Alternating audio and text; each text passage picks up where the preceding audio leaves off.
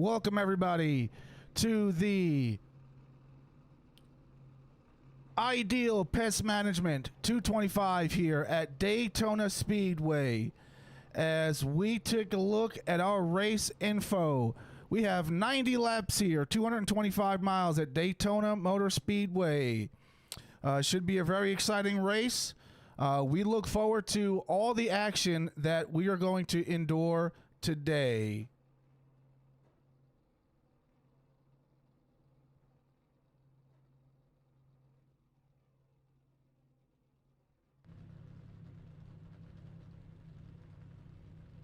We are getting ready here to have the pace car lead the field out for the start of the race.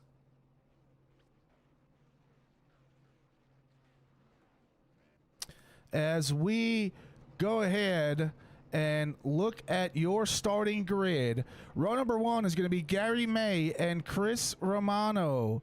Row number 2 is Justin Young. Row number 3, Ryan Testa, John Cook. Row number 4, Lucas Bray, Adam Ramsey. Row number 5, Joseph Conan and Benjamin Castle. Row number 6 is going to be Gerard Essenberg and Joseph Essenberg. Row number 7, Anthony Hatfield and Chris Echapar. Row number 8, Doug Scalise and Mark Bender. Row number 9 is going to be Howard Peoples III and Corey Powell. Row number 10 is going to be Joshua Hyatt and Mike Alley. Row number 11 is going to be Daniel Dunaway and Jeffrey Johnson. Row number 12, Jason Thomas and Art Milne.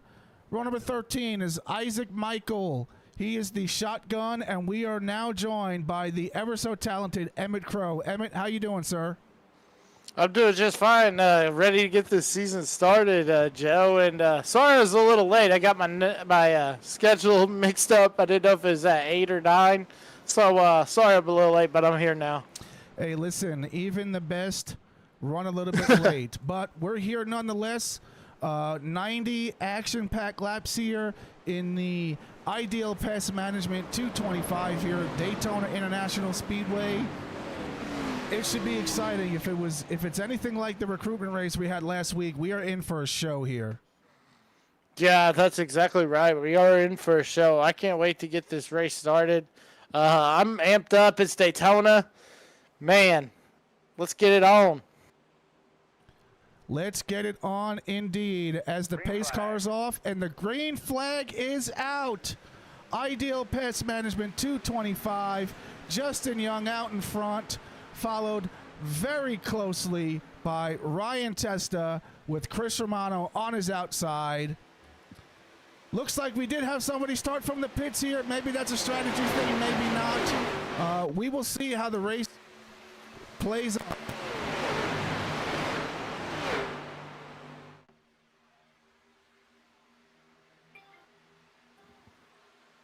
That number 44 of Chris Romano is now ducked down to the inside and given Justin Young a push in the tush as they come into turn 3. The number 81 car of Nick Steincypher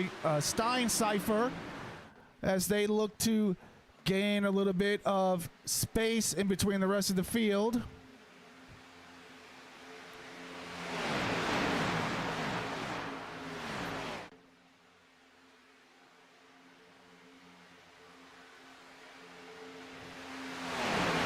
It should be a very interesting race here with the finish of the lap more than likely going to come down to what happens coming out of turn number 4 as cars look to make a move, cars looking to block, and eventually one of these 25 drivers will be crowned champion of the Ideal Pest Management 225. Yeah, and such a way to start off the season, getting the huge momentum by winning the first race. Always the biggest here at Daytona, so it's going to be interesting to see who will add their name to this crown jewel event.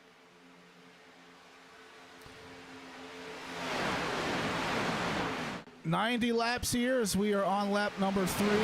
Everybody wanting to put their name into the history books and be the winner of the first race of the season. Emmett, I can agree with you. You have all the bragging rights for the entire season if you win the first race here at Daytona.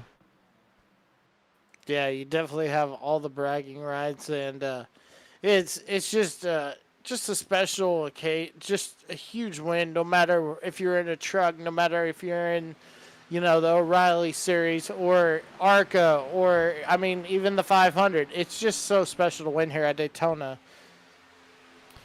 Yeah, you can win as many championships as you want, but like the late great Dale Earnhardt, he was always chasing that Daytona 500 win. It means so much to these drivers, and one of them, again, as I said before, will be crowned champion. Looks like this lead pack here has gained a whole ton of separation from the second pack.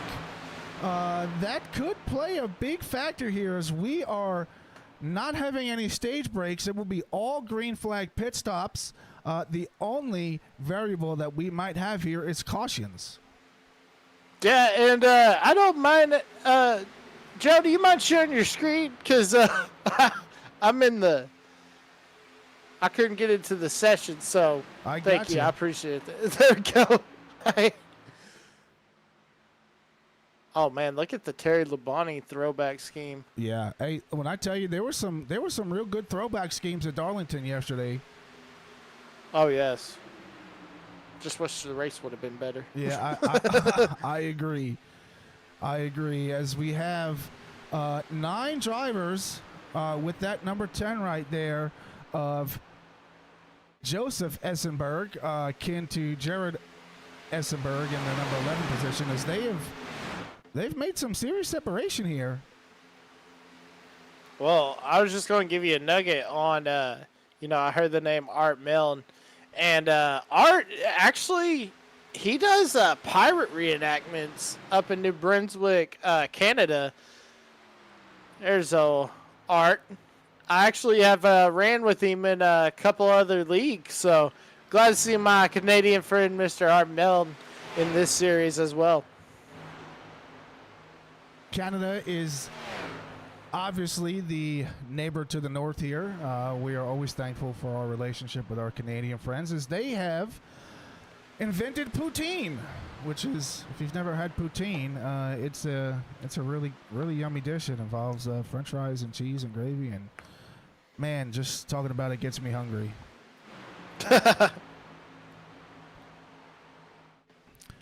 Looks like most of the pack here is single file. We do have about 83 laps still here to go. I don't anticipate anybody going to be making some egregious moves here until the late race. But anything can happen. As Romano goes to the outside, and he's got some help behind him as he looks to get out in front of Justin Young. He clears him momentarily. That number 81 car, Nick Steincypher. Whoa! Yeah, got a little squirrely there right there as they get out in front of the pack. That 57 car of Lucas Bray, he's getting his name up there in the mix. Lucas Bray, he is actually my teammate in another league that I'm in, and he's also on my race team at Hyper Performance. Glad to see him coming out and having some fun tonight. Yeah, I mean, we saw, the thing was, Joe, it seemed like Justin Young was the car you wanted to work with. It was Young and Ramsey, and then of course Young gets taken out, and what an unbelievable finish though we had in that recruitment race, and it just gets me amped up as this race goes on.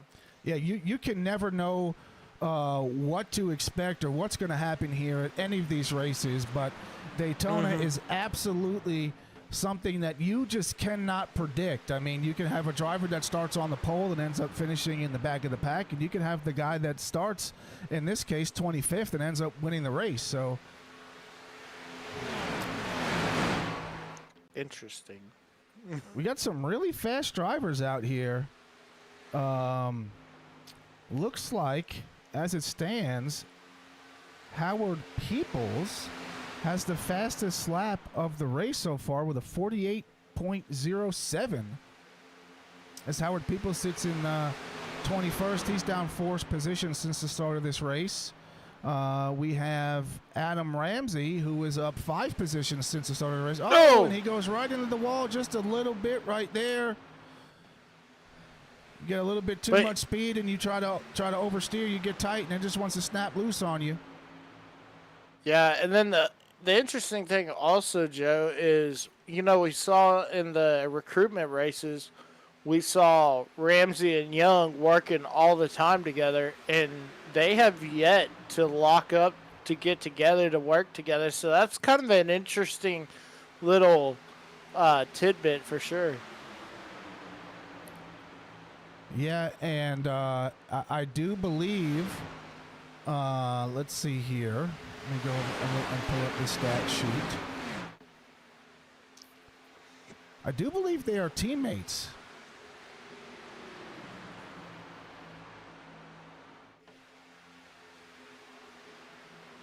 Oh, wow. Justin so Young, that explains why yeah, they were working together. Justin Young, oh no, they're not teammates. Ramsey is on Team Ignition and Justin Young is on Dirt Poor Racing. So, yeah, maybe just good friends and decided they wanted to work together in that recruitment race. Well, that's the thing also, with Daytona, you may be working with somebody who you don't like. Usually, as we ride on board with Adam Ramsey, you may be working with somebody that you really don't care for at other tracks or that you've had history with. Oh, got a car slow. Yeah, that was Isaac Michael entering pit lane here. Wondering what happened there with him. Yeah, I guess we're just going to have to wait and see.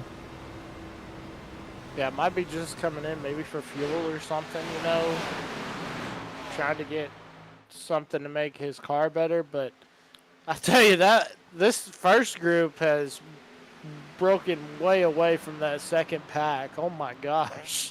Yeah, I mean, it's going to be hard for these guys to catch up. They're going to have to work really good, and they're going to have to hope that this front pack at some point goes 2 or 3 wide and slows their momentum down. But the way it's looking right now, everybody except for 2 cars running that inside lane single file.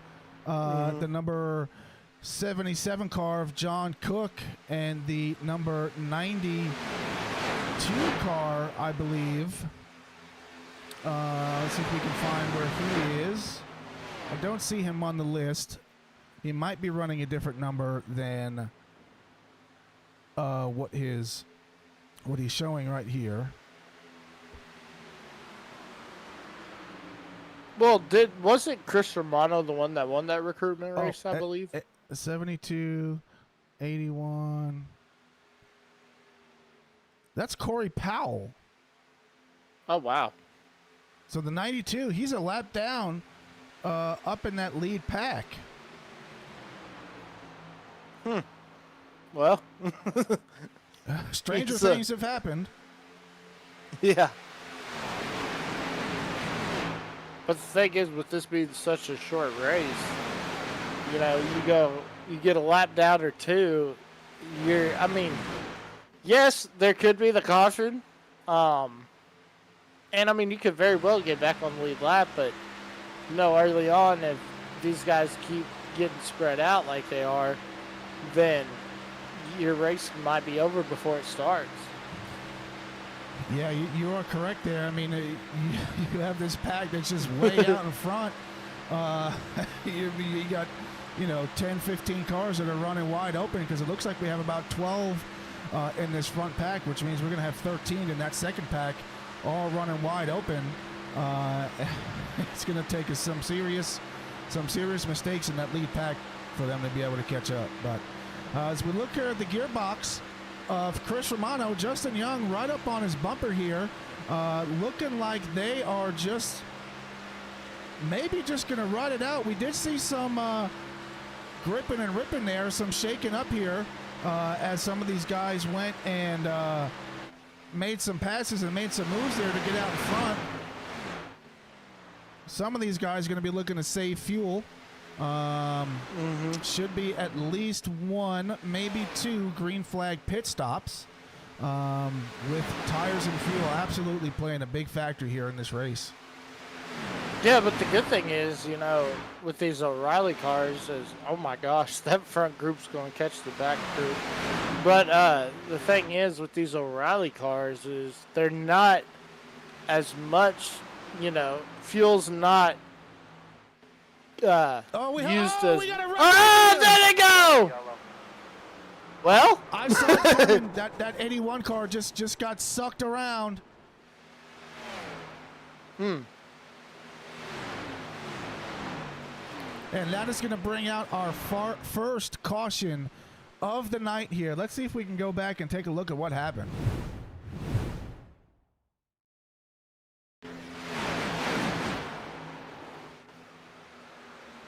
We're going to have to get another angle of that. The silver bullet.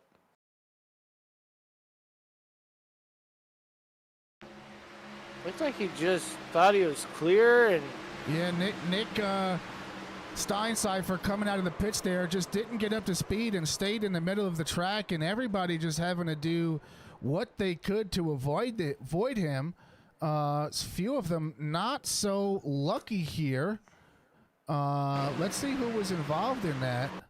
That was, let's see, the 81 Nick Steincypher, the 77 of John Cook, and the 10 car of Joseph Essenberg, and looks like the 91 car of Benjamin Castle also getting involved there.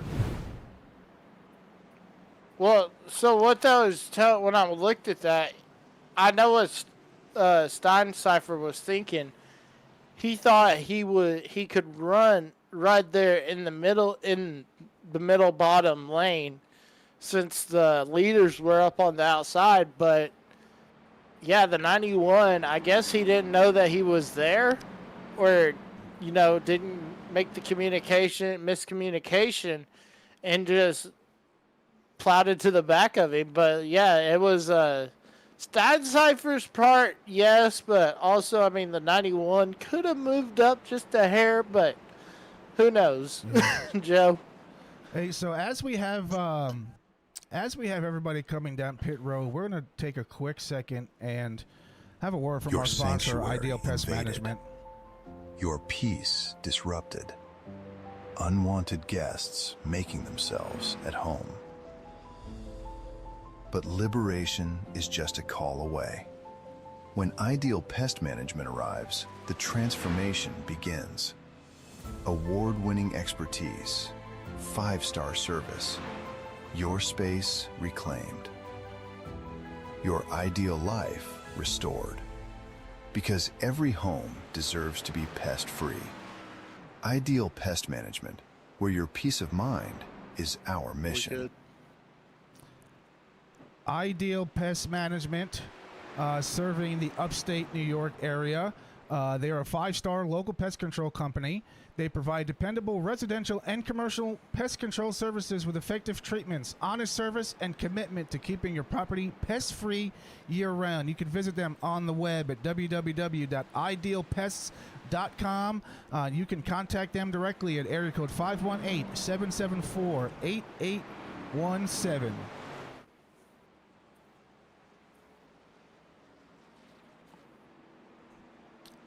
Looks like Romano won the race off of pit road, I believe, unless that 24 car beat him off. He might be a lap down. Yeah, that's Isaac Michael. That's a lap down here. Chris Romano still going to retain the race lead after that caution pit stop.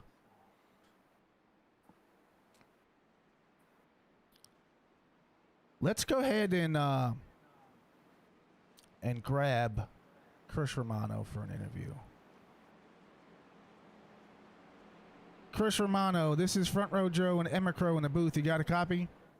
Yes, sir. How you doing? Good, man. So looks like you made a few moves to get up there in the front. What is going to be your strategy here to come away with the win?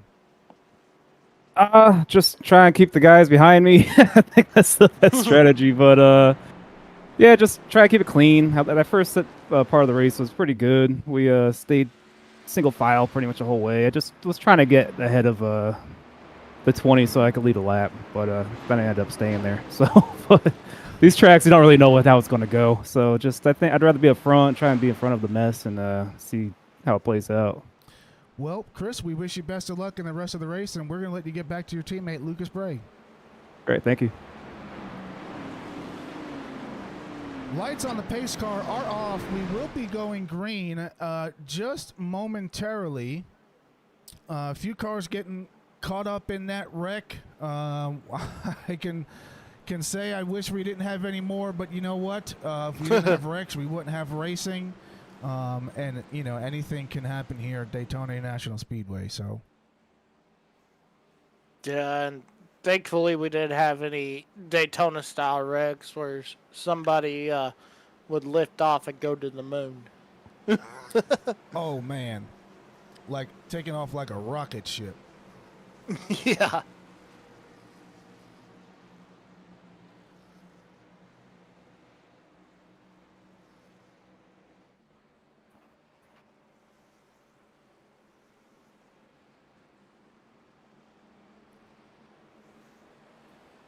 I tell you, Chris Romano looking as good as he did in that recruitment race. And don't look now, Joe, but Adam Ramsey, excuse me, is back up in the, let's see, first, second, third, 6th position. Yeah, Adam Ramsey up 2 from where he started. Hard charger at this point is going to be Mike Alley up to the number 7 spot after starting 20th, as Chris Romano and Lucas Bray getting a really good jump right there. That number 20 car of Justin Young, he's going to wait for his opportunity to get down in the bottom here, unless he's just going to hang out and wait for that top line to get momentum and give him a push out to the front. Yeah, that's what I'm thinking. But, yeah, these two teammates right here, Romano and Bray, working together really good. But now the 91 is going to get to the back, but Ramsey's going to get the 91 a push. And that's going to allow to, if he does get up to that back bumper, that's going to push Justin Young out front. Yeah, they're going to need a little bit more help from Ryan Testa. Mm-hmm. He's going to need to get up right there on the back of Ramsey, which will allow the cars behind him to really give them a good push. But looks like they're still holding really strong, running almost about even the whole way through. Yeah, looking really good. Coming into turn number 2 and down the backstretch. As we go live on board here with Lucas Bray, only his teammate in front of him. That is most likely something that you would want to see, even though they are teammates. You know, the old saying, teammates are teammates until the last lap. So if these two can stay up front the majority of the race and hopefully be in this same position as we come to the checkered flag, it will be interesting to see how these two played out.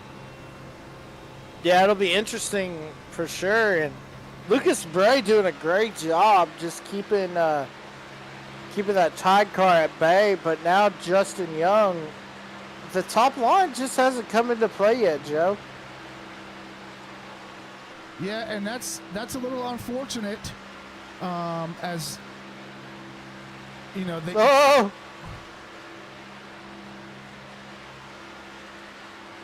Oh my gosh, look at that, Joe. He is pushing, the 91 is pushing Justin Young, and he's not hitting him square. So that's why he's getting swirly.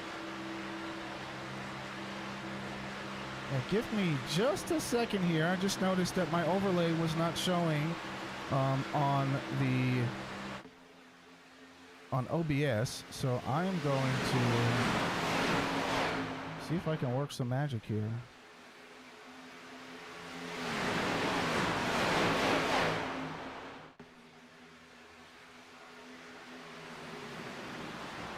I believe you'll get it. Pull off a Houdini right here, Joe.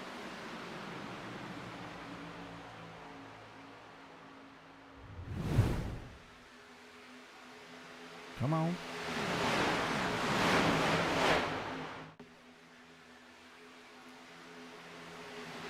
I mean, the good thing is we do have the top ticker going, so at least we do have a ticker.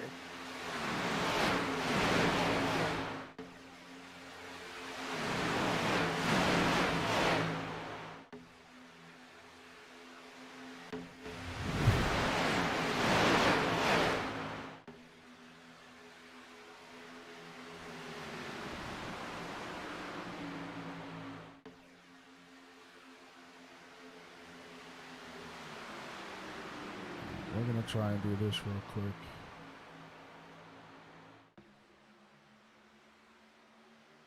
Reload my HUD. We got the ticker back.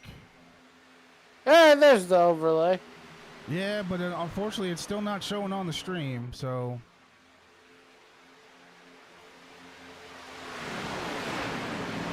Sorry about the technical difficulties, folks. We will get that fixed. We do, however, have the ticker in the meantime.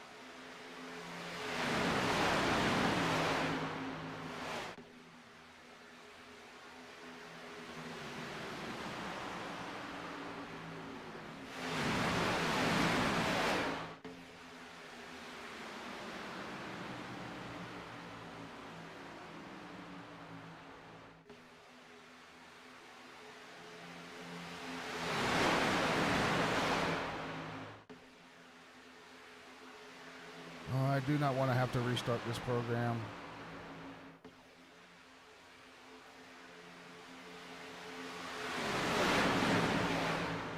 Meanwhile, on the track, Chris Romano continued to lead with Lucas Bray right behind him. Then you've got the four of Essenherg and Justin Young behind them. Young trying to get a push from the 88, but he just can't do it, Joe. Not the 88, excuse me. What number is that? It's blocked out. Oh, man.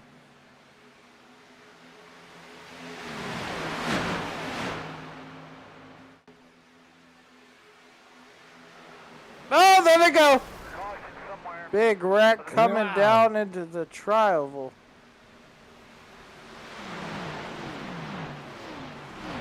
That'll help. It sure will.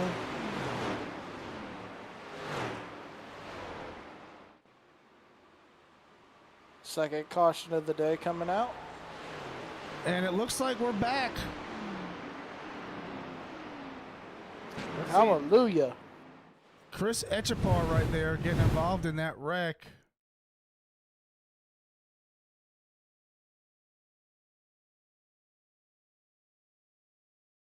See if we can see what happened here. Oh, Ooh, he just got... thought he was clear. Yeah.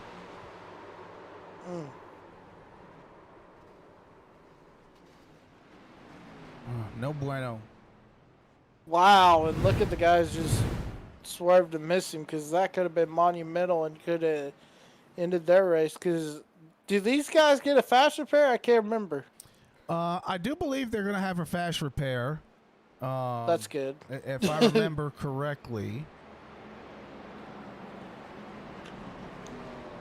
But, you know, you'd hate to have to use your fast repair on lap 27 of 90, because, you know, it's carnage is not done, so. Yeah, definitely.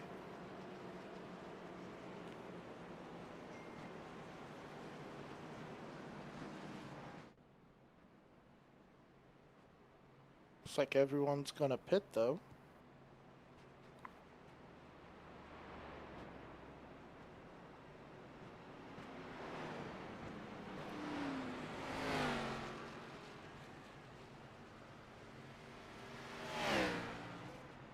Looks like a few are staying out to get their last back, and looks like mostly fuel for the 44 car and the 57 car, Chris Romano and Lucas Bray. A few guys just taking tires, but most of the field just taking fuel. Yeah, and that's what we've noticed at these super speedway races, Joe. Nowadays, it seems like, of course, these cars aren't, they're not going to be as dependable on fuel as, the next gen car, because this is still the Gen 6. But the thing is about these cars is you don't have to conserve as much fuel as we see on the Cup side, where you're running half throttle the whole race. Yeah, I love all the cars, right? But I really like the O'Reilly Series cars as they are just a redesigned Gen 6 car. And if you look at all the issues that the Chevrolet cars are having in this next gen car with the redesign of the body, these O'Reilly cars, they really don't seem to have that. They really don't seem to have that many issues when it comes to the aerodynamics of the car. Obviously, with the updated aero package that iRacing put out, it's a little bit more realistic, and the side draft affects you a whole lot more than it used to. But still, these cars are shaped. They got the horsepower, and these guys have everything they need to go out there and run fast and win a race. So. Yeah, they definitely do, and these cars will run faster than a Gen 7. And the thing is, it's a 4-speed versus a 5-speed, but these 4-speeds are way more faster than the Gen 7 is.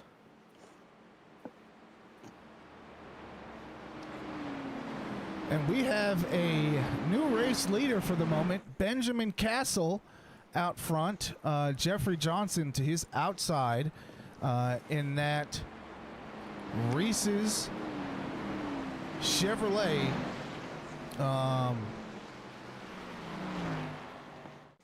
Chris Romano and Lucas Bray are going to be on row number 2. Those two most likely going to be looking to form up and continue to run nose to tail for the rest of this race. If we look at the rest of your top 10, we have Joseph Conan in 5th, Joshua Hyatt in 6th, Justin Young in 7th, Joseph Essenberg in 8th, Jared Essenberg in 9th. Mike Alley is going to be rounding out your top 10 here.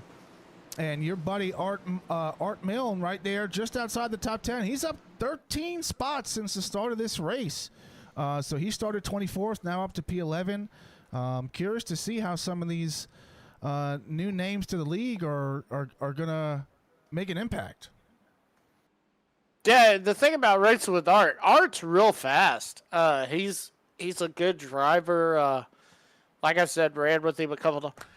I wish he had let's see, does he, on his front of his hood, is it the picture of him in his pirate costume, or can't really tell from here. Let's see. Let's go and take a look at Art just after we go green. Green flag, green flag.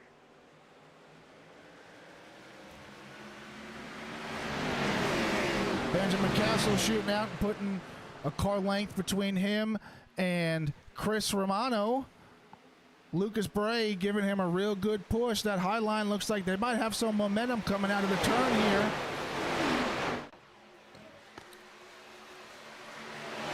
Yeah, the high side is really picking up as this race has went on, Joe. But that bottom side, if Romano can get to the back of Johnson, then they could get the advantage. But now, Bray's got the advantage with the top side and the 20. Who's that? 21 Goodwrench. Is that Wyatt? Oh, we have a caution. We're gonna have to go back and see what that caution is for. Right after that caution fell. Before we do, let's go look at Art's car.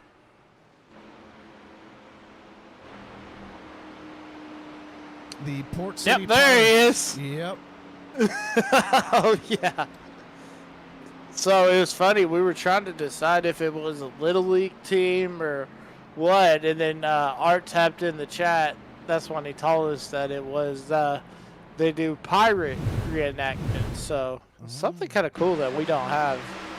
Let's see here. Joseph Cohen was the one going down into pit lane. Let's see if we can't see what happened here to him. I don't know. Huh. I don't know where that caution came out. Maybe race control just slipped and hit a button or something.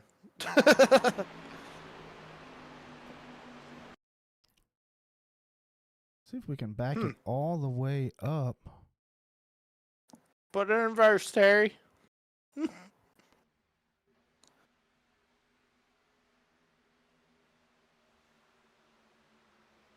Yeah, I can't find it. Huh. So we're just gonna chalk that one up to an admin caution because I don't see on the live timing here where anybody is wrecked. So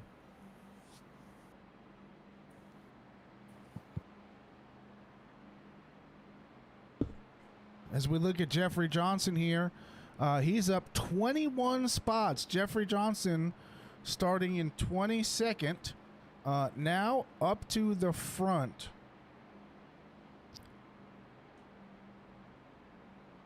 As we have a few drivers coming down pit lane. That's going to be 29 car of Howard Peoples and the 92 car of Corey Powell coming down pit lane. Let's see what Howard is up to. Looks like fuel for him and Corey Powell.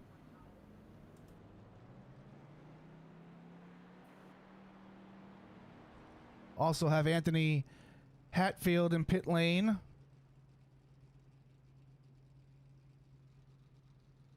Duke's Mayonnaise. I hate to be that guy, but even though I live in the South, I'm really not a Duke's Mayonnaise fan. I'm more of a Hellman's guy, but everybody has their preference. Yeah, definitely.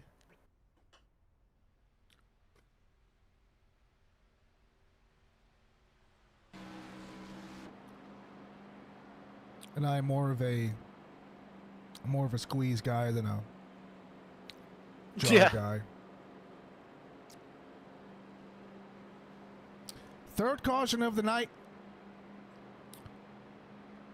We are assuming it was an admin caution as we did not see any racing incidents.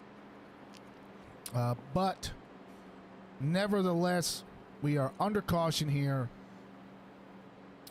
Jeffrey Johnson is going to be our race leader for the moment. We are going to go ahead and pull Mr. Jeffrey Johnson down for an interview. Jeffrey Johnson, this is Emmett Crow and Front Row Joe in the booth. You have a copy?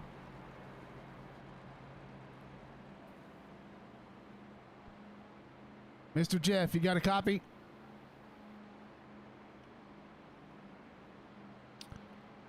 All right, we will let him go back up into his race communications. Let's go ahead and grab Lucas.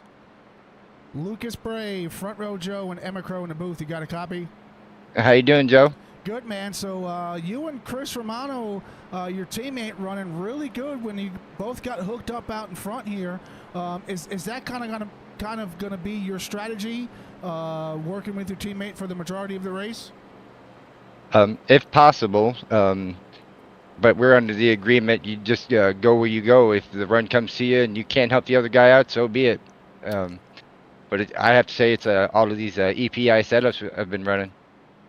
Yeah, so, being teammates, your teammates until the last lap for the majority of, how do I say this? Your teammates until the last lap. That's the old saying, but you guys look really good when you're running nose to tail with each other, so I will let you get back to your teammate in your Discord, and we wish you the best of the luck as the race goes on. I appreciate it, Joe. Yes, sir. Lights on the pace car are off. We are going to be going green this time by Jeffrey Johnson and Lucas Bray. Going to be leading you to the green flag. We are here for the Ideal Pest Management 225 Daytona Motor Speedway. We have just about 66 laps to go here as we get ready to go green.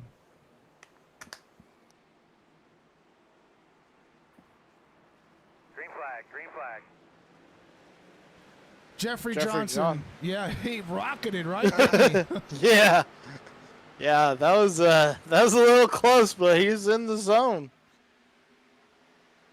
You know, one of those things, we've talked about it during the recruitment race. You want to get a good jump, but you don't want to get so far out in front that the guys behind you just catch some momentum, and then you start making a decision if you want to block and risk causing a wreck, or if you're just going to let them go by and try and make that spot up. Yeah, definitely. And I mean, now we see Castle just get to the back bumper, but look at this. Here come the teammates of Logan Bray and Chris Romano on the outside, Joe. Yeah, they were hooked up really good. You could see Romano thinking that he wanted to go down to the inside, as they're going to be hung out to dry on the outside with no help. They might have to file back and get in line, but some of those guys, like that 21 car of Joshua Hyatt. Yeah, it looks like, I was just going to say, somebody might slide up and try and help him get that run on the outside. Yeah, and I thought Hyatt was going to, but then the Walt car of, let's see. That was the 72 car of Joseph Conan. Yeah, Joseph Conan going up there trying to get to the back, but look, you just tell the difference of the energy, and there they go. They shoot down to the inside. Yep, they worked that side draft perfectly. As soon as they both got clear, they went to the bottom. Another race lead as Lucas Bray, as we go on board with Chris Romano, as we previously went on board with Lucas Bray as he was on the bumper of Romano. Now the tables have turned, and Romano is giving Lucas Bray a push.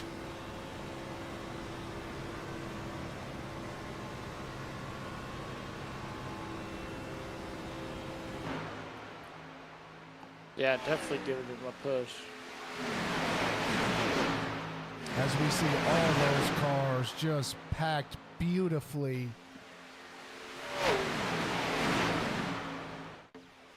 Looks like we do have a lap car up on the track. He's going to hopefully stay high.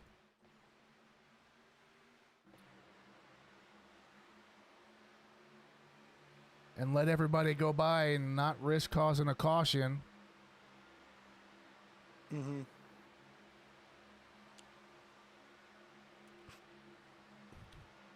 Look at the way those cars just glisten off of the lights, man. That's so badass. Yeah, it just looks so good, and you know, these may be vinyl wraps, but it still looks like, I mean, I'd still like to see some paint, but I mean, it still looks like a paint job for sure. Yeah, iRacing has done a good job with their graphics, and then you have, you know, these programs and servers like Trading Paints that allow you to custom make your wrap, and you can add a spec map and kind of change how your decals look from flat to chrome to metallic and gloss, and you can really get creative and make them look as realistic as you can. Yeah, you can make some cool looking cars. Definitely got to be the best customizable service in the sim world for sure. Yeah, as we look at the gearbox cam on the number 10 car of Josen Essenberg, is Ryan Testa in that Carolina blue color. We'll go ahead and check and see what his actual paint scheme is. Looks like a throwback kind of. Testa and Son sign, so a homemade custom scheme here. I think the cool thing is look at the side numbers on the car where they're at. Oh yeah, right They're there on on the rear quarter. Gives it that, you know, that old school Gen 1, Gen 2 feel to it. Yeah, a lot of the race teams, especially in the Cup Series, they want their number up towards the front quarter because it allows more room for their sponsors, especially if they have, you know, like a long name, like for instance Goodwrench, that they want to have it, you know, go from the rear quarter up to the driver's window. They received some pushback from NASCAR, but you know, I think that's not the hill that NASCAR is willing to die on, because at the end of the day, it's the sponsors that fund these race teams and allow them to come out and compete. And also, it's enjoyable for the fans. Well, and then also, you know, we saw this when we ran the All-Star race, and they were talking about that's how they were going to be with the, and it was on a Gen 6 to begin with, and then they were saying the Gen 7s, this is how the numbers would be so we could see it. But, you know, it just, I don't know, big wreck.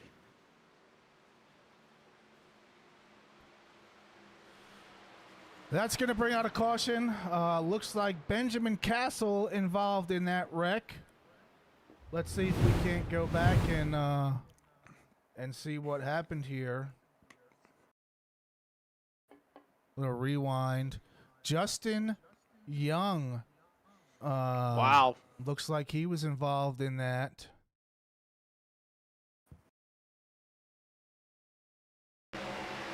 Just getting on the inside of him right there and sent him around. Bang. Oh, gosh. Oh, man. Oh, man. Oh! That was a man, it just kept on coming. You thought it was over, and then it wasn't. You had Doug Scalise caught up in that. Justin Young, Benjamin Castle, all jump into the pits to get some of that damage repaired. But man, that was a pretty big one right there. Yeah, that was a pretty gnarly wreck, and you know, we said last time it was the semi-big one, so you know that could be the semi-big one. Who knows? Yeah, I still got a feeling that the big one is yet to come. I mean, we're getting down to 50 laps to go in this race, so it's going to be interesting to see what happens for sure with 50 to go. Yeah, the aggression, you see drivers go from passive to moderate to aggressive as the race goes on. And, you know, this last half of the race, you really got to put yourself in a position and maintain that position for the closing laps of the race. Because, you want to get that win. Yeah, definitely. As we take a look at pit road right here, Chris Romano hoping to win the race off of pit road. That number 2 car, Ryan Testa, overshooting his box just a little bit. He's going to have to parallel park that sucker back in spot. Yeah. And it looks like... No, well, Justin Young was first off, but I don't think that he's going to be able to make... I think he's still going to be a lap down. He might have to get the wave around here. Meanwhile, Vince Testa in the chat saying, talking up Ryan and giving Testa and Sons a plug. Woo! Heck yeah. Hey, any publicity is good publicity, right? Yes, sir.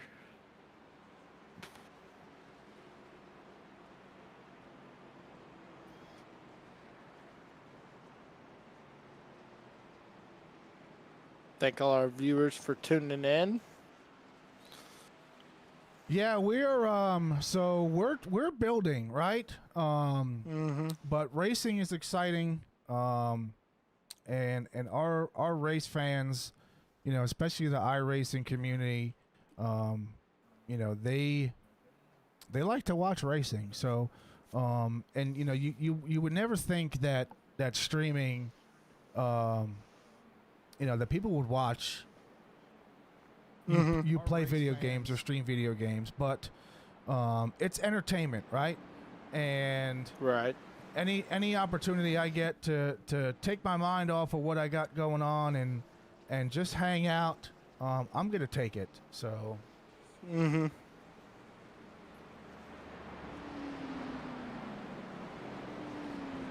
Yeah, and it's just crazy, ever since COVID, when the iRacing streaming world really started taking off after NASCAR on Fox did the Pro-Am.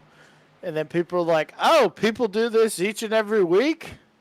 And, I mean, it's unbelievable how big these streaming companies have gotten, and how big and how professional, these different programs can make these races look real.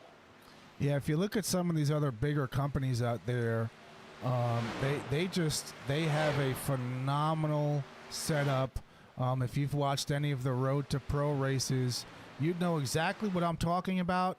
Man, it literally just looks like an actual live racing broadcast, the way they have everything put together, and it's really entertaining to watch, and it's hopefully something that us here at the All American Racing Network and Big Time TV are going to be looking to put together. So if you're watching, if you're new to the stream, if you're new to iRacing, if you're new to the broadcast, definitely come back week to week, as we will absolutely be making improvements as it goes on. Little bit of a backstory as to how tonight's stream came together. I was having some issues with my overlays showing a background when I was using Streamlabs. And within, I'd probably say 45 minutes, I was able to put together all my scenes and overlays together for OBS. So if I can do that in 45 minutes when it's crunch time, I can only imagine what I will be able to do with a whole entire week to be able to work on the stream. So thank you, everybody, for tuning in. And we are getting ready to go green here. And we are green. Lucas Bray out in front. He's got that 22 car of Mike Alley on his outside, who's going to tuck right in there beside him.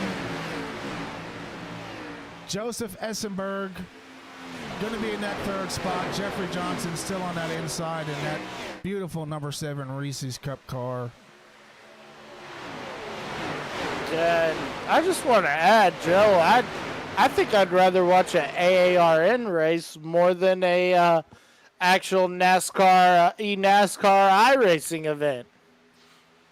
Yeah, there's a lot, I would almost categorize the startup guys as the grassroots of it, right? There's so much more excitement.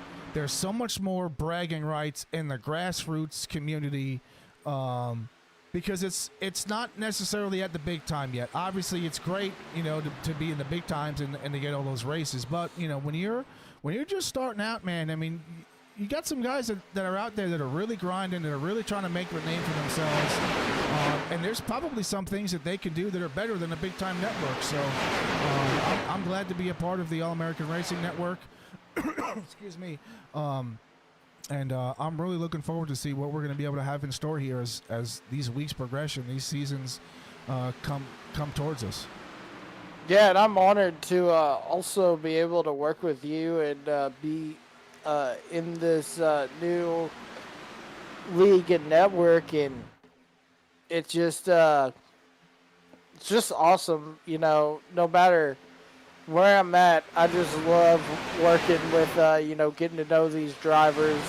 And the thing is about these drivers, I mean, we look at the chat box, these guys have fans like they're actual drivers, actual NASCAR drivers. They have a lot of fans. Fans have their favorite drivers. Some of them are family, some of them aren't, some of them are just, maybe somebody who's ran an official with them or something, and it's really cool to see this in real life and give that. Oh man, that's an awesome camera shot. But just give there's the digger cam. But just give them that, extra boost and a little bit of reality that these guys, because these guys most definitely probably won't ever get to see, the real side of NASCAR, but they get to experience it in iRacing, and they get the race televised live across the country via YouTube or something like that. It's just an amazing tool that we have, and technology is just so awesome nowadays. Yeah, it really adds to the immersion effect, right? You have guys out there that will just, they want that immersive effect, right? They'll have their rig, they'll have their stream deck, they'll have their keyboard set up on their rig, they'll build a roll cage, and it really makes you feel like you're in a race car. And the way technology has, evolved, it's really made you feel like you're in a race car, especially when you have so many pro drivers out there that are actually using the same software that you are using, and listening to them compare to how actually close it is to the real thing. It means a lot to the guys that are driving, especially me, because I race myself, and it gives us a sense of we're actually out there racing. As we have another caution, we are going to go back and look and see what happened here to see if that was another administrative caution or if that was due to a racing incident. Well, and I just want to add, while we're trying to find this replay, as broadcasters, this gives us, a tool that we can feel what it's like to call a NASCAR race. I mean, for somebody who's done it IRL for several years, and then all of a sudden he lost his gig and didn't have any races to call and really wanted to get into calling races again, this is a perfect platform, and it's really helped me out personally.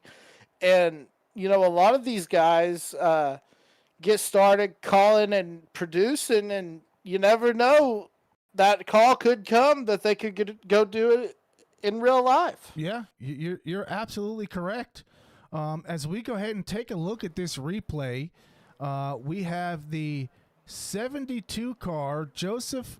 Oh no, that's the 92 car Corey Powell, who was going to get into the number 5 car of Gary May here, as they come out of turn number 2 here. And then up into the 91, and then we have the 15 car of Daniel Dunaway getting involved in that too. It just goes to show that, sometimes you do all that you can do to avoid a wreck, and, sometimes it's just not enough. There's nothing you can do. Yeah, definitely. And, it also shows, it shows how quick your race can go. I mean, because the 5 was the pole sitter, if I'm not mistaken, correct? I'm sorry, say that one more time. I was reading chat. You're good. I said the 5 was the pole sitter, if I'm not mistaken, correct? Let's see. I thought I saw that. We go back and look at our results. The pole sitter was Gary May, the number 5 car. Yeah, he was our pole sitter. Yeah, now it gets, got shuffled to the back, and that could have been a strategy call, but now it gets involved in this latest caution. So your day, Daytona's like a roller coaster, and it's all about the strong survive, and the best thing to do is just be up front. But I mean, you know, it's a crapshoot where you got to be to win this race. There's no winning formula, really. You just got to survive until that last lap. Yeah, and it kind of goes back to what I was saying earlier about how unpredictable this track is. You can start on the pole and, finish dead last. And, unfortunately, we're kind of seeing with Gary May as he has fallen back to 16th after qualifying on the pole. So, anything really is possible. I mean, at any track, but more than any other track is these super speedways, especially Daytona. Yeah, most definitely. And what a crazy race we've had so far.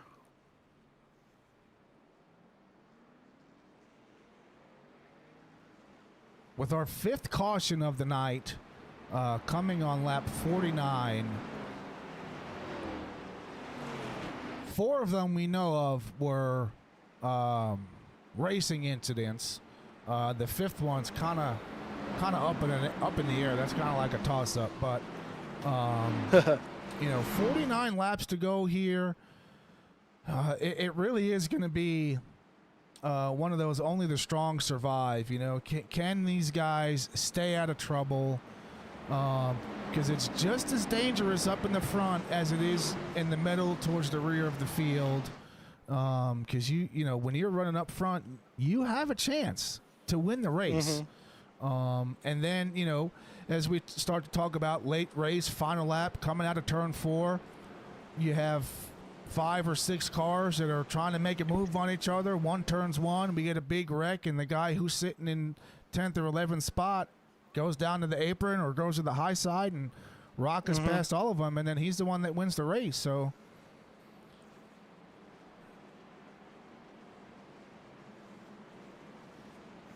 Lucas Bray still up front. His teammate, 2 is outside. Number 22 car for Mike Alley on the inside. In P3, that number 10 car, Joseph Essenberg, in that Terry Labonte throwback. Makes you want some cornflakes, It doesn't does. it? Man, me and my buddy on the way back from the Darlington race, we stopped at Buc-ee's and we got some beaver nuggets. I haven't tried them yet. I've actually never tried them, but they look just like those cereals from the 90s. I don't know if they're still around today. I don't eat cereal, but those Pops. Oh, yeah. Man, they they look so good. Green flag is out. Lucas Bray getting a good jump. And his teammate, Chris Romano, tucking right back in beside him. Everybody looking to get to the line that's got the most momentum.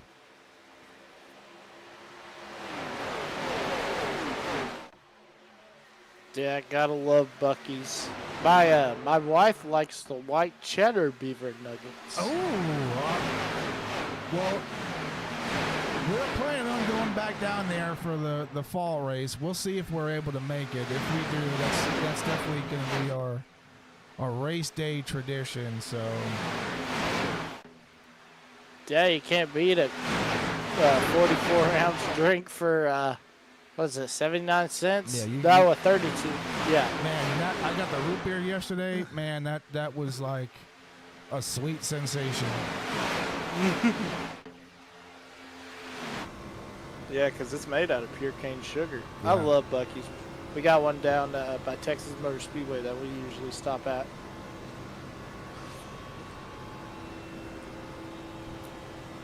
Lucas Bray with something you want to see. Nobody out in front. The other thing you don't want to see is somebody in your mirror, but at Daytona, that's not going to happen. There's always going to be somebody up in your mirror.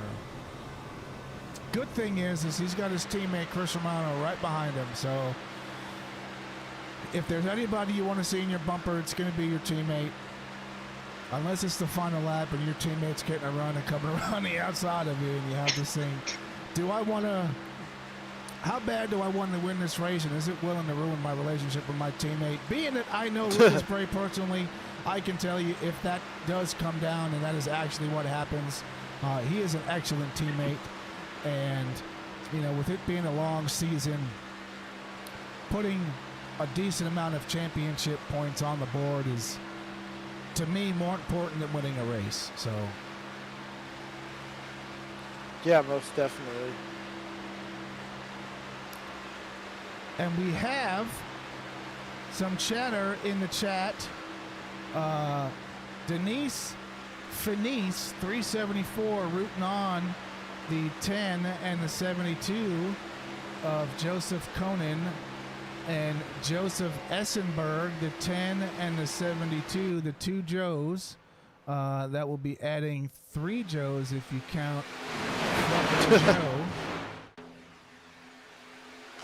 I'm guessing you were a championship fan growing up. I'm surprised she's not cheering on Jared Essenberg if she's going to root on the number 10. You know, you got to think that kind of makes you figure out by process of elimination who she's in a relationship with, or potentially, you know what I mean?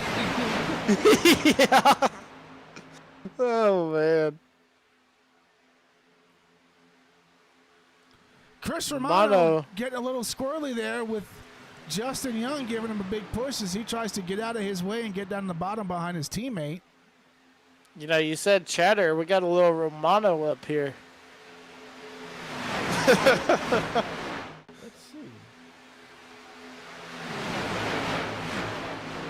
Yeah, some Pecorino Romano.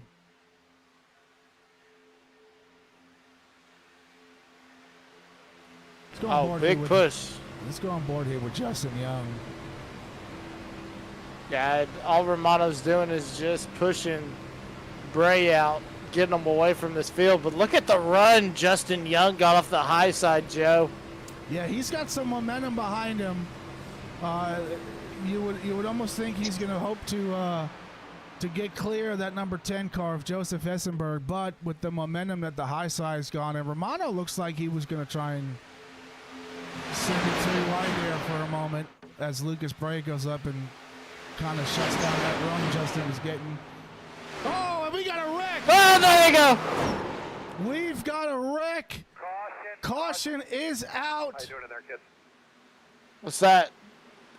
Joseph Colin? That Col- was Col- that was Joseph Conan here, getting Conan. involved in that wreck here on lap 57 of 90.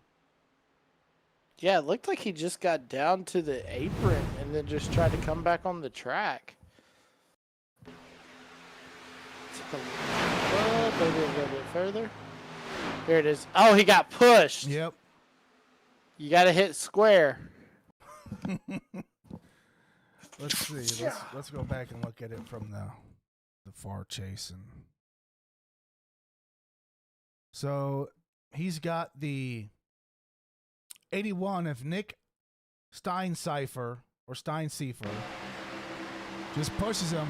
Yeah, pushing. You got to be careful pushing in the turns. Oh, and he gets the right rear quarter of that number 7 car. Jeffrey Johnson. Unfortunate, man. Yeah, and I mean, Steinseifer, not Stonecipher. Steinseifer or Steinseifer, what? I don't know the pronunciation, but like you said, I mean, it just looked like, you know, these Chevys with this car, they have a different nose on them, and it looked like he didn't hit him square in the bumper where he needed to. I understand what he was trying to do, trying to get it down, the run down the super stretch, but they were still on the exit of 2 when he tried it. And if you do that, Joe, you're going to end up sending the car in front of you around if you push too hard, and that's exactly what happened right there. Yeah, and if you follow, you know, in real life racing, the Daytona 500, the commentators were saying on there, because you were seeing a lot of complications with the Chevys giving the car in front of them a push, and you know, it was the question of is the new front end and new body style of the Chevys causing some of those issues? Well, if we go back to the first year of the Gen 7, if you remember right, the Chevy the Camaro, the nose was curved. It wasn't flat like any of these other cars. And they couldn't push, so then the next year Chevy went back.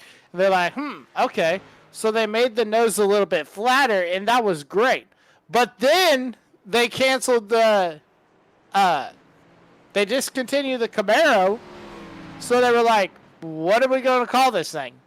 So then they're like, we're coming out with this new body style. It's going to be better than what you had last year, even though last year your Camaro was great in the super speedways. But we're going to give you even something better. And so far, there hasn't been results. Yeah, these Chevrolets, I mean, if these teams start to have continue to have issues with the body style, I wouldn't be surprised if some of these teams decide to maybe switch manufacturers. If you look at how good of a year Tyler Reddick has had in his Toyota,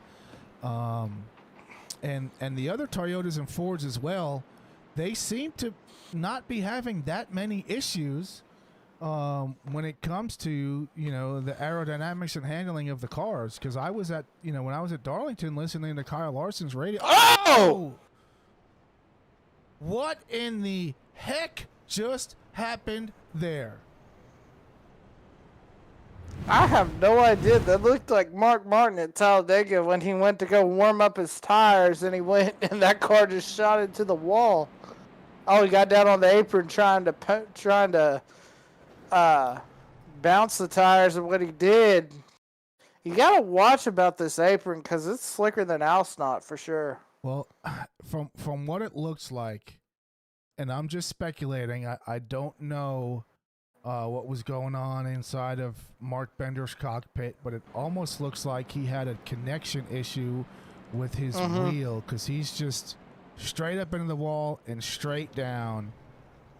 Oh, man. Justin Young, just the poor innocent bystander. Won the race off pit road, and I'm pretty sure the administration of the league is going to review that. They're definitely going to have some questions that they want to have answered. I'll tell you one question that's going to be answered. I don't think Justin Young is going to be eating any Laffy Taffy anytime soon. I don't think so.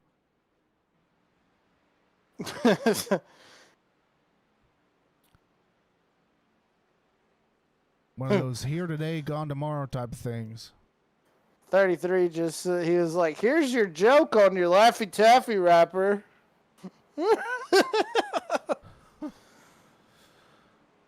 Oh man, like I said, you just never know, right? Could it was it a connection issue? These I know for sure. I've had issues with my Moza base of the force feedback just taking a break. Said I'll be back. You hang on for dear life while you can't feel nothing. So, and I've been in plenty of races where some people have had connection issues. The wheelbases disconnect, something comes unplugged slightly from the vibrations, but Justin Young, either way, not going to be happy, whether intentional or unintentional. But we will more than likely have coverage on that and some explanation at some point, either tonight or for the broadcast next week. Green flag.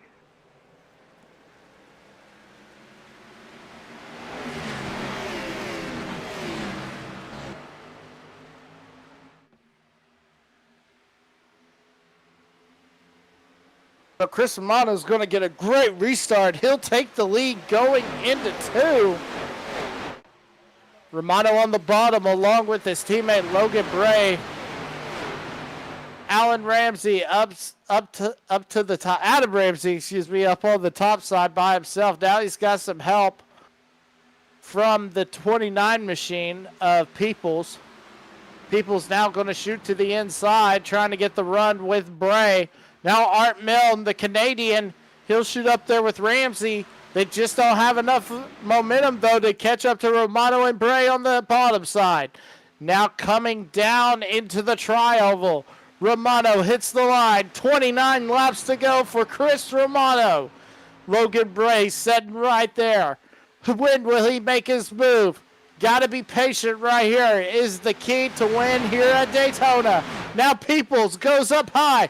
Peoples getting a run with the, let's see, the 10 of Essenberg. Essenberg trying to get up to the back of Peoples to push up to Bray to get Romano away from Ramsey on the top side. Now Milne trying to get to the inside line. He's going to try to use Ramsey up high. Try to do a little shake and bake, but Alley cannot get up to the back of Milne, and Ramsey is just a sitting duck up there. If only Milne could give him enough of a run to get him up to the front, but it does not look like it's possible, Joe. Yeah, we're under 30 laps to go. These guys are going to be pushing. They're going to be shoving. They're going to be doing everything they can to get out in front. Yeah, definitely. Now we look right here. See, Milne trying to get a run from Alley to get up to Ramsey to push Adam Ramsey up to the lead, and that's what Ramsey's deciding. He's like, do I want to go low and get with Bray, or do I stay high and try to get this run with Art Milne? Because it looks like, Joe, that Peoples is going to stay on the bottom. Yeah, I mean, with not that many cars on the high, you would almost expect Peoples to stay down low to carry more of that momentum, even though the high line is going to have a faster speed coming out of the turns. Ramsey down in front of Peoples. Oh! He's deciding that he wants to go where the momentum is, but he looks like he is coming back up on the high side. Some of these cars, at some point, going to have to decide whether they want to stay low or stay high. Right now, that low line looks like it's going to... Oh, and... Oh! What a save! Yeah, caution did not come out yet. Looks like Ramsey came down the side draft on Bray and just made a little bit of contact. But now look, now we go into a 2011 picture, seeing some tandem drafting going on between Romano and Bray and Peoples and Essenberg. Yeah, definitely some tandem drafting going on, because if you look, the two of Ryan Testa and Corey Powell not quite hooked up yet, but if everybody can stay hooked up, they just might be able to catch up to those two teammates of Chris Romano and Lucas Bray, but they're looking pretty dialed in.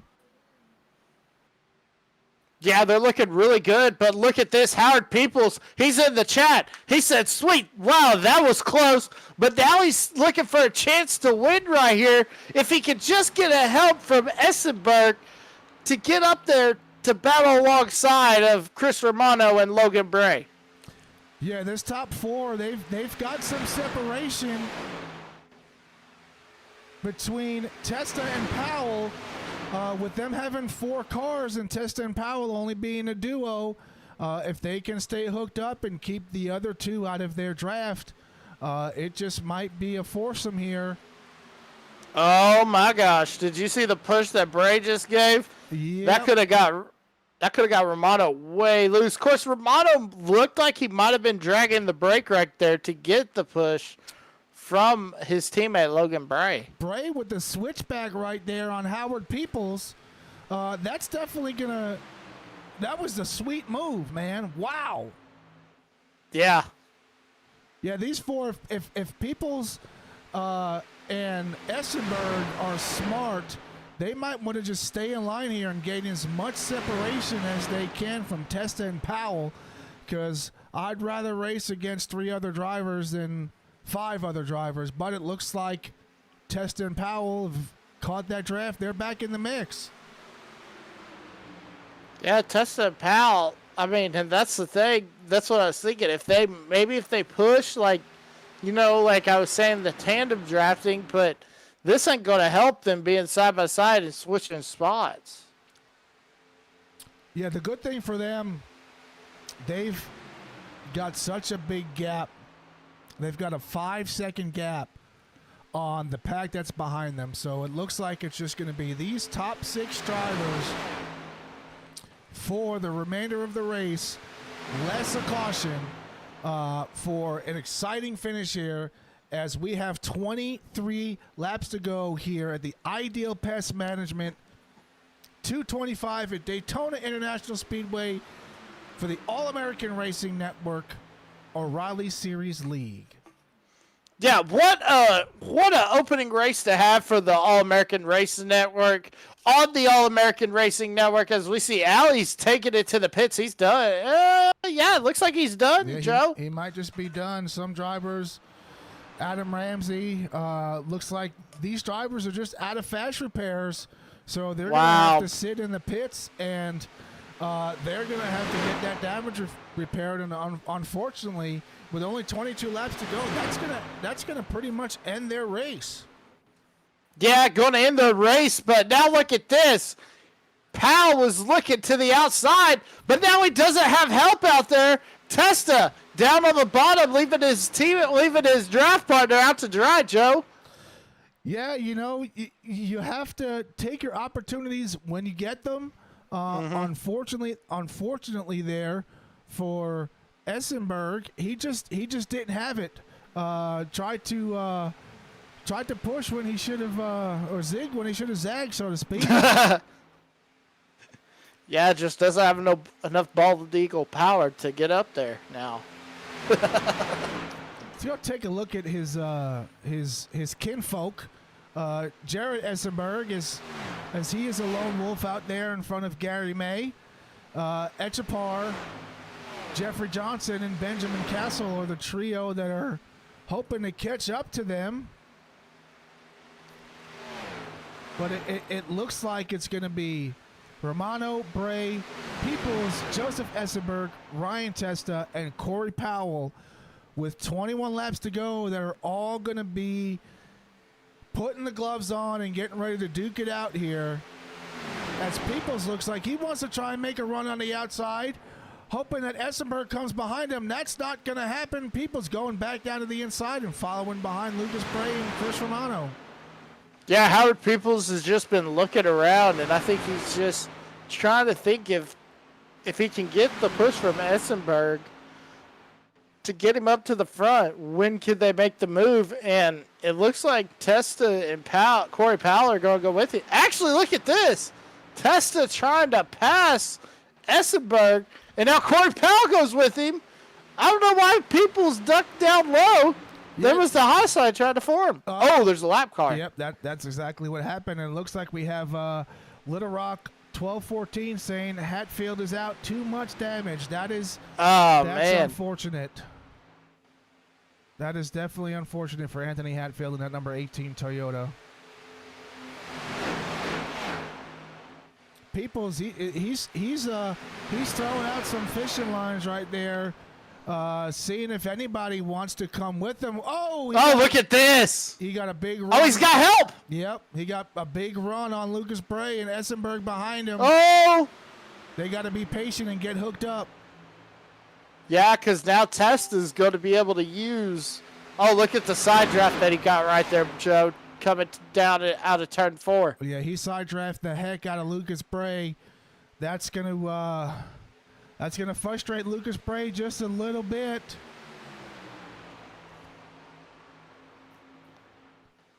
Now we got 3x3. Yep. I mean, 3 and 3, not 3x3. Peoples now, new race leader, ladies and gentlemen. Wow.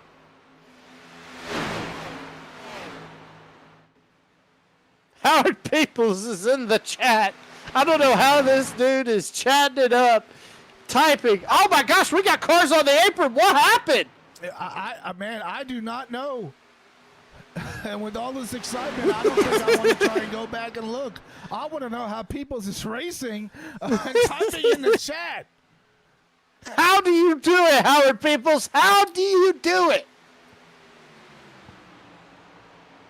Lucas Bray and Chris Romano falling back to, back in this pack right here. This could be a strategy call, thinking that they're going to get together because they are getting real aggressive up here, Joe. Yeah, and they have, looks like they may have some help from that 21 car of Joshua Hyatt, who might just say, hey, you know what? I can't win, but I'll help you win.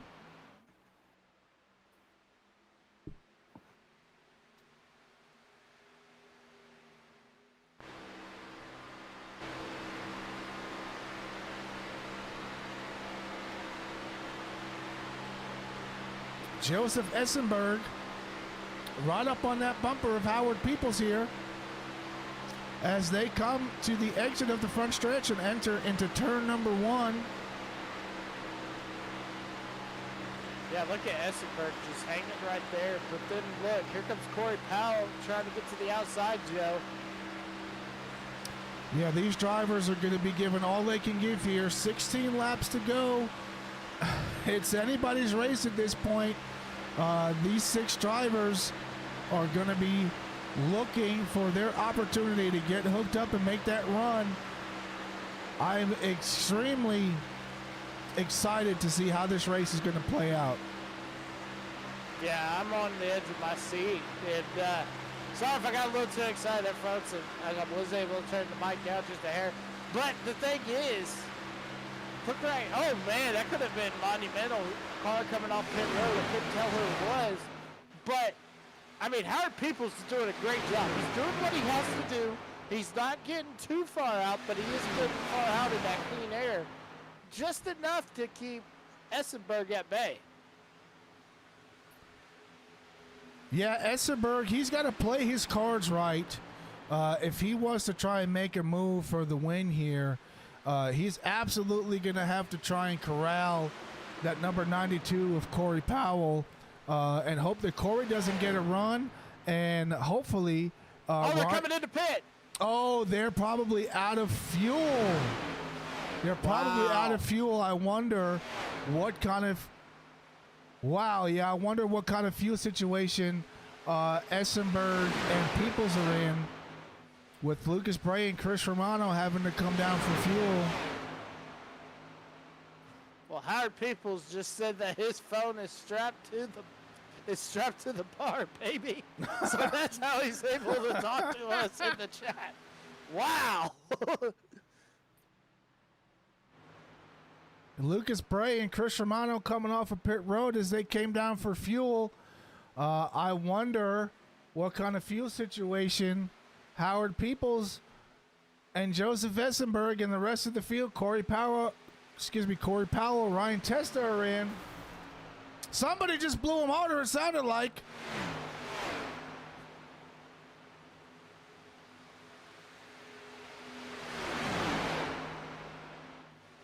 You know what it is? They're clutching. That's what they're doing. They're saving. So what that's telling me, Joe, is we're close. We're very close on fuel.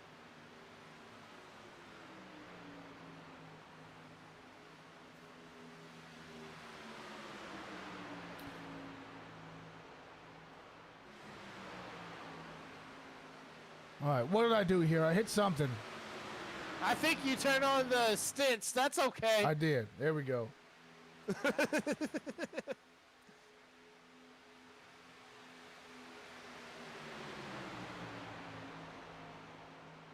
12 laps to go, Joe. What's going to happen? Something's got to give. Yeah, the question begs is, do these guys in this lead pack have enough fuel to finish the race? If they do, it's going to be a shootout. It sure is shaping up to be that way. Oh, man, look at this. Testa goes up high by himself. Yeah, it looked like he was, looks like Peoples went up a little high and Testa was going to try and do some side draft in there. Just didn't have it right there. But look at this. He has the lap car of Hyatt. The lap car of Hyatt can actually help Testa. If he works with him, they could go to the front.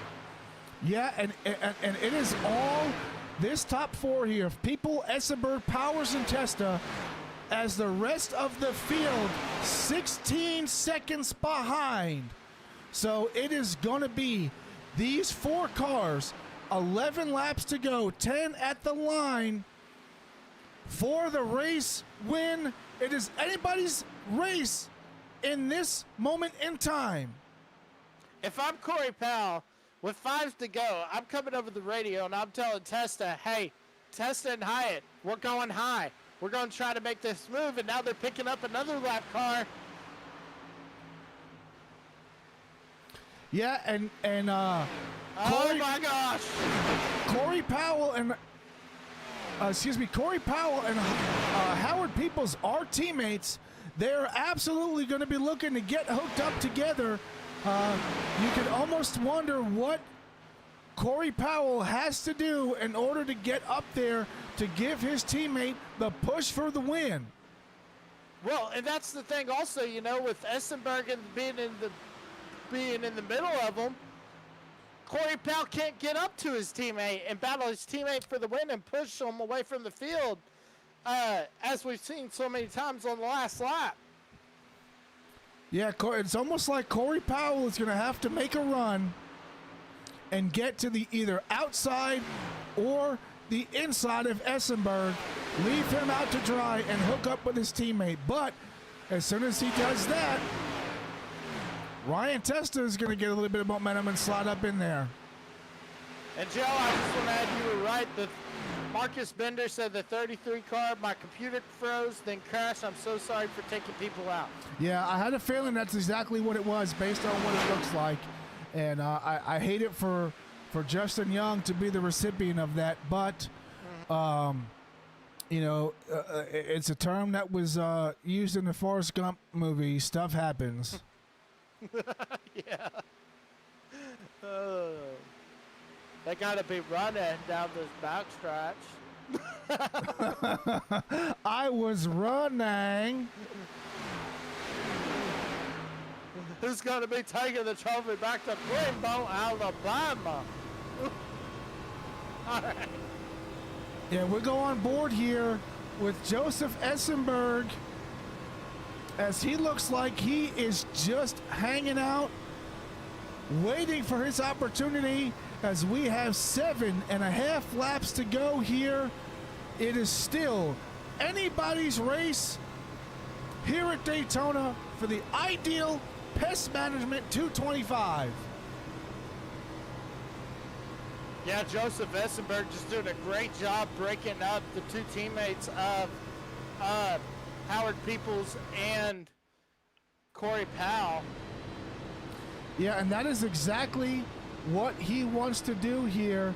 Corey Powell trying to find any hole that he can plug his nose into to get around Joseph Essenberg, as we are now officially 7 laps to go. Howard Peoples all the way down to that white line, shooting to the outside. You could almost imagine that those two were communicating, saying, hey, I'm going to go high, you go high. Let's see if we can't get hooked up and get you ahead of that number 10 car of Joseph Essenberg. Well, and I'll tell you, I think Little Rock 1-2-4-1-4 is going to lose their mind if Joseph Essenberg. Oh, they're out of fuel! They're out of fuel! Man, I knew. Oh, and Powell into the wall. And the teammates get into each other on pit road. Wow. No caution. We stay green. Nope, they wrecked on pit road. There's not going to be a caution. So now Essenberg is all by himself. 17-second lead over his brother or cousin. One of the two. Or father, or son, who knows? Yeah. Or grandfather. Wow. 17, you have to think, I can only imagine what is going through Joseph Essenberg's head. He has got to be thinking, no caution, and please, Joshua Hyatt and that number 21 Chevrolet, please do not wreck me, as with a 17-second lead, throw it in the bag. Yeah, and and he's also got to be thinking, all right, push the clutch in. Oh, they're twins. Oh, they're twins. Push the clutch in. and just coast it from here.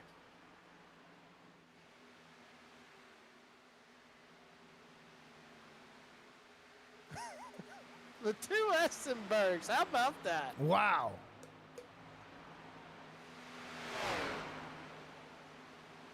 As we look at Lucas Bray and Chris Romano, they're still hooked up, although they're 34 seconds back.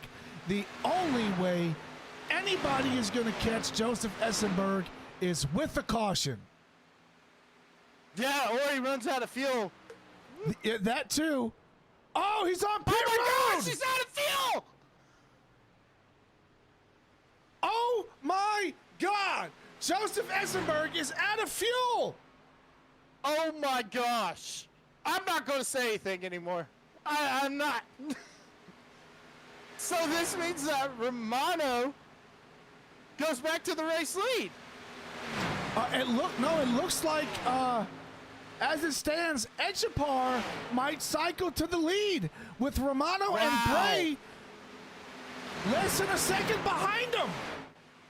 Wow, this is going to be an exciting finish right here to open up the season, Joe. Man, I knew fuel was going to be a factor in this race. I did not know that Essenberg was going to run out of fuel with 5 laps to go. And look at Romano down to the inside. Oh my gosh, here comes Chris Romano being aggressive.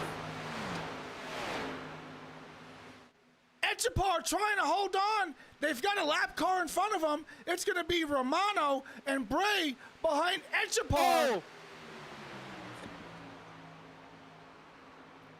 And they look like they've got a run on the outside here. Yeah, they got to run on the outside. Look at this. Here comes the two teammates using the lap cars. I love it. 3 laps to go here as we are down the back stretch. Let's go live here with Chris Romano, Chris Echapar, as Romano and Bray have gotten in front of him. Echapar coming off the gas. Yeah, he had to lift. I wonder if he's struggling with fuel too. He's coming down pit road. He's out of fuel! Oh my gosh.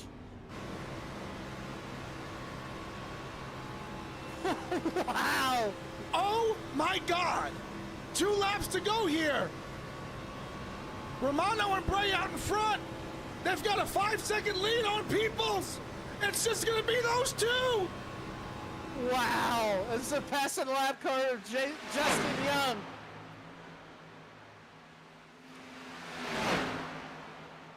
But now Bray can use Ramsey to beat his teammate. Yeah, he sure can if he goes to the outside. And that number 97 car of Adam Ramsey goes with him.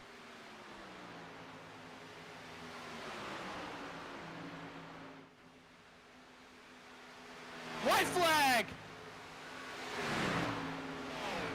Chris Romano, Lucas Bray, the dynamic duo. Remember, Joe, next flag ends the race. Yeah, you are correct.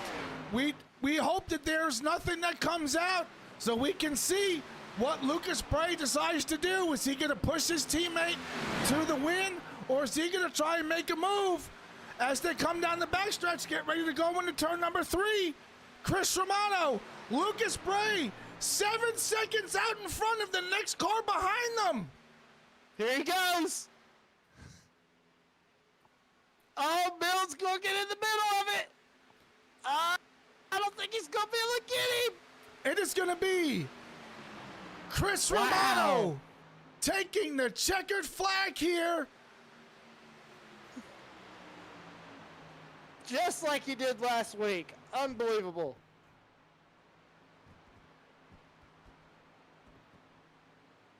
Wow, what a race. What a way to kick off the season, Joe. Yeah, man, you are not kidding at all.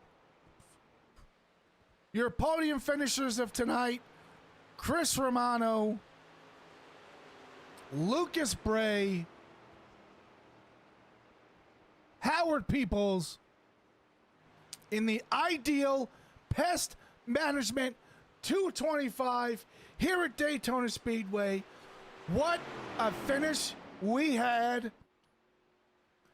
You cannot have drawn that up any different. Oh, I'll tell you, Chris Romano owes Logan Bray a steak dinner for not trying to bump him on that last lap. As Chris Romano comes down for his victory, burnout all in the grass. Chris Romano in a dynamic and exciting finish. Him and Lucas Bray pitting and then coming back and taking the race lead as Essenberg needs to come down for fuel. You know, and we go back, Joe, we saw these two hit pit road, and we were thinking, that's going to knock them out. But then what in the world happened? And I mean, they're looking like the genius of the race. We're looking like we were the ones that didn't know what was going on.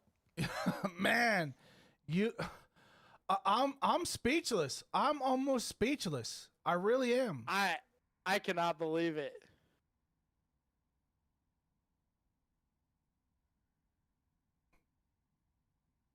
Wow. I have no words. This gets me amped up for the rest of the season, that's for sure. It really does. It really does. We had Howard Peoples messaging us when he had the lead. I mean, just all this, so many storylines that were that happened during this race, and then who knew that it was going to come down to, you know, these guys were what, 16 seconds back?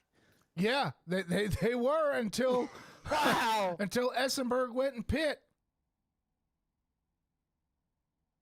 All right, so this is what we're going to do. We're going to go ahead. We are going to pull Howard Peoples down for an interview, and we are going to get his insight as to how exactly that race ended. Howard Peoples, Front Row Joe, and Emmett Crow in the booth. What an exciting finish. Take me through those last 10 or 15 laps as you were able to come away with a third place finish here at the Ideal Pest Management 225. Yeah, I saw Chris and Lucas pull down the pit road there, and I thought we had 5 or 6 guys left in our group, and it'll be enough to pull away from a little bit before we had a pit, but we just didn't get on pit road clean enough and ended up being out there by myself and not able to keep up with them 2 guys. They were fast all night, so I'll take a third place finish tonight.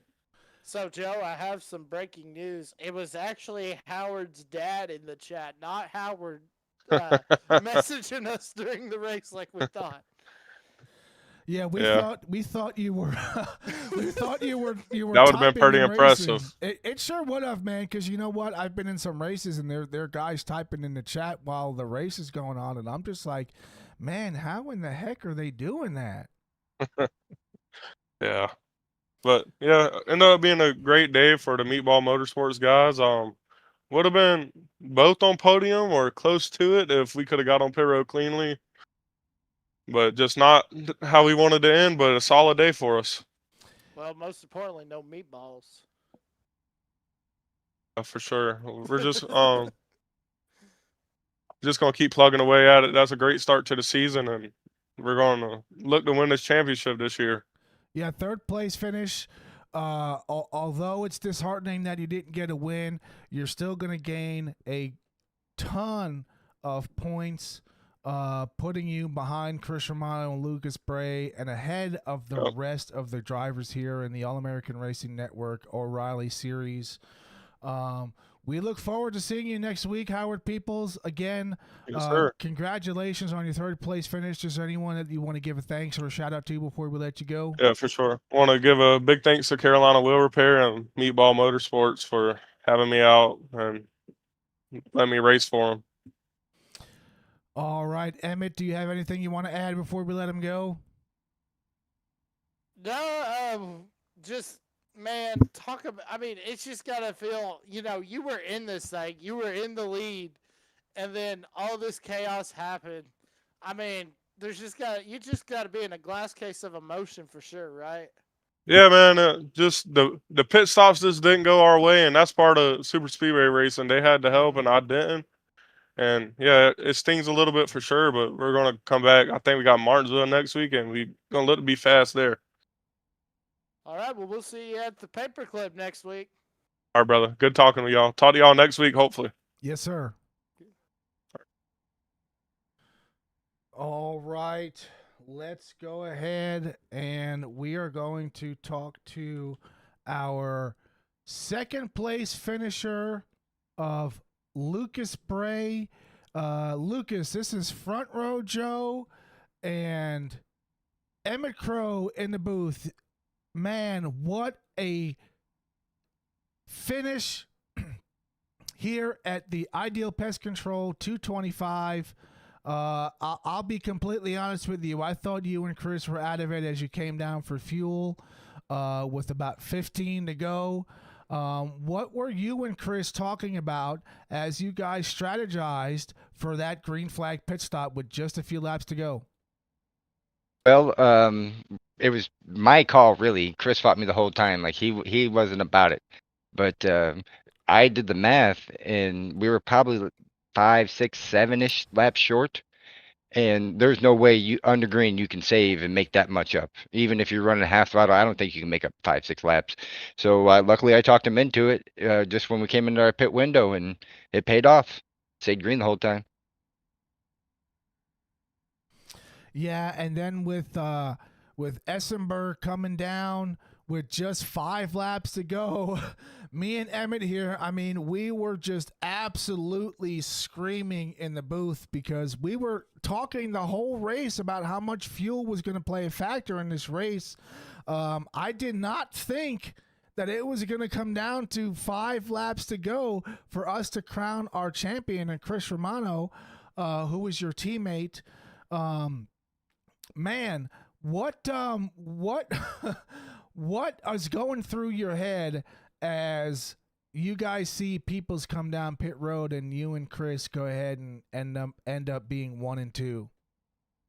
Well, I thought he had already hit pit before because I couldn't hear. I guess there was a incident when the other group of people pitted, and I thought he had already pit, so I thought it was going to be more of a fight towards the end. But once I figured he'd come down, it was smooth sailing from there. The thoughts was to get there is just keep Chris and focused and driving straight and just keep running the bottom and stay in line. And when we come to people, just pass them as you can. And it got lucky. We'd catch a group here and get a little bit of draft off of them on the outside, catch another group, and luckily it just all worked out. We got to stay nose and tail. Me and my teammate, like we told you at the get-go, we'd like to work together, but we not necessarily were planning on it. And it just happened to be we were at the same place at the same spot at the whole race. Yeah, And these cars are light and fast. And then once you guys got around Etchapar, I just knew the race was over. He had no help. The only closest help he had was Adam Ramsey, and Adam Ramsey not really having anything to race for at that point, but to try and get Etchapar a win. So we are. Is there, before we let you go, is there anyone that you want to give a thanks to or give a shout out to?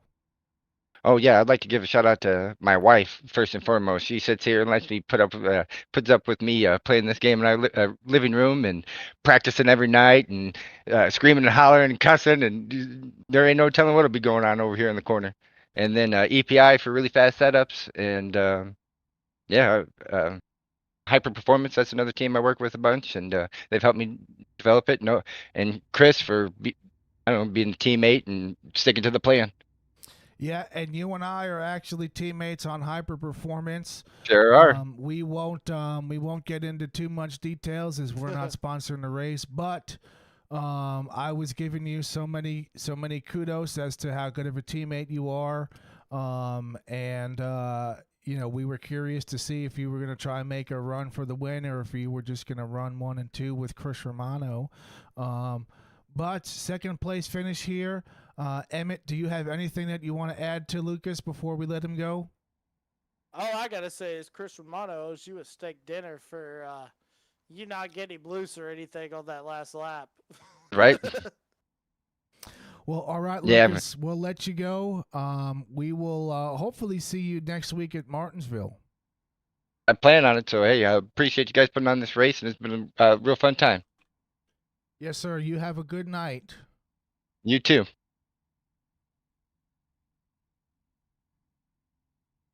All right, let's go ahead and pull Chris Romano down. Chris Romano, Joe, Front Row Joe, and Emma Crow in the booth. What are you feeling right now after that finish? Shock. Honestly, me and me and Lucas were both yelling when we both got 1 and 2. That was a crazy race. I heard Lucas's interview and he said I was fighting him for that decision to go down pit road, and I was. I did not want to do that whatsoever. But when it comes to strategy, I sort of come to realize he's a whole lot smarter at that than I am. So I'm happy that we followed what he wanted to do because it really worked out to our favor. But yeah. Yeah, you are What the. was the first? Oh, sorry. Go ahead, Emmett. I was gonna say, what was the first words he came on the radio after you crossed the start finish line? I told you so. It's pretty no, yeah. He said that. He said that when we passed the leader. But no, it was a great race.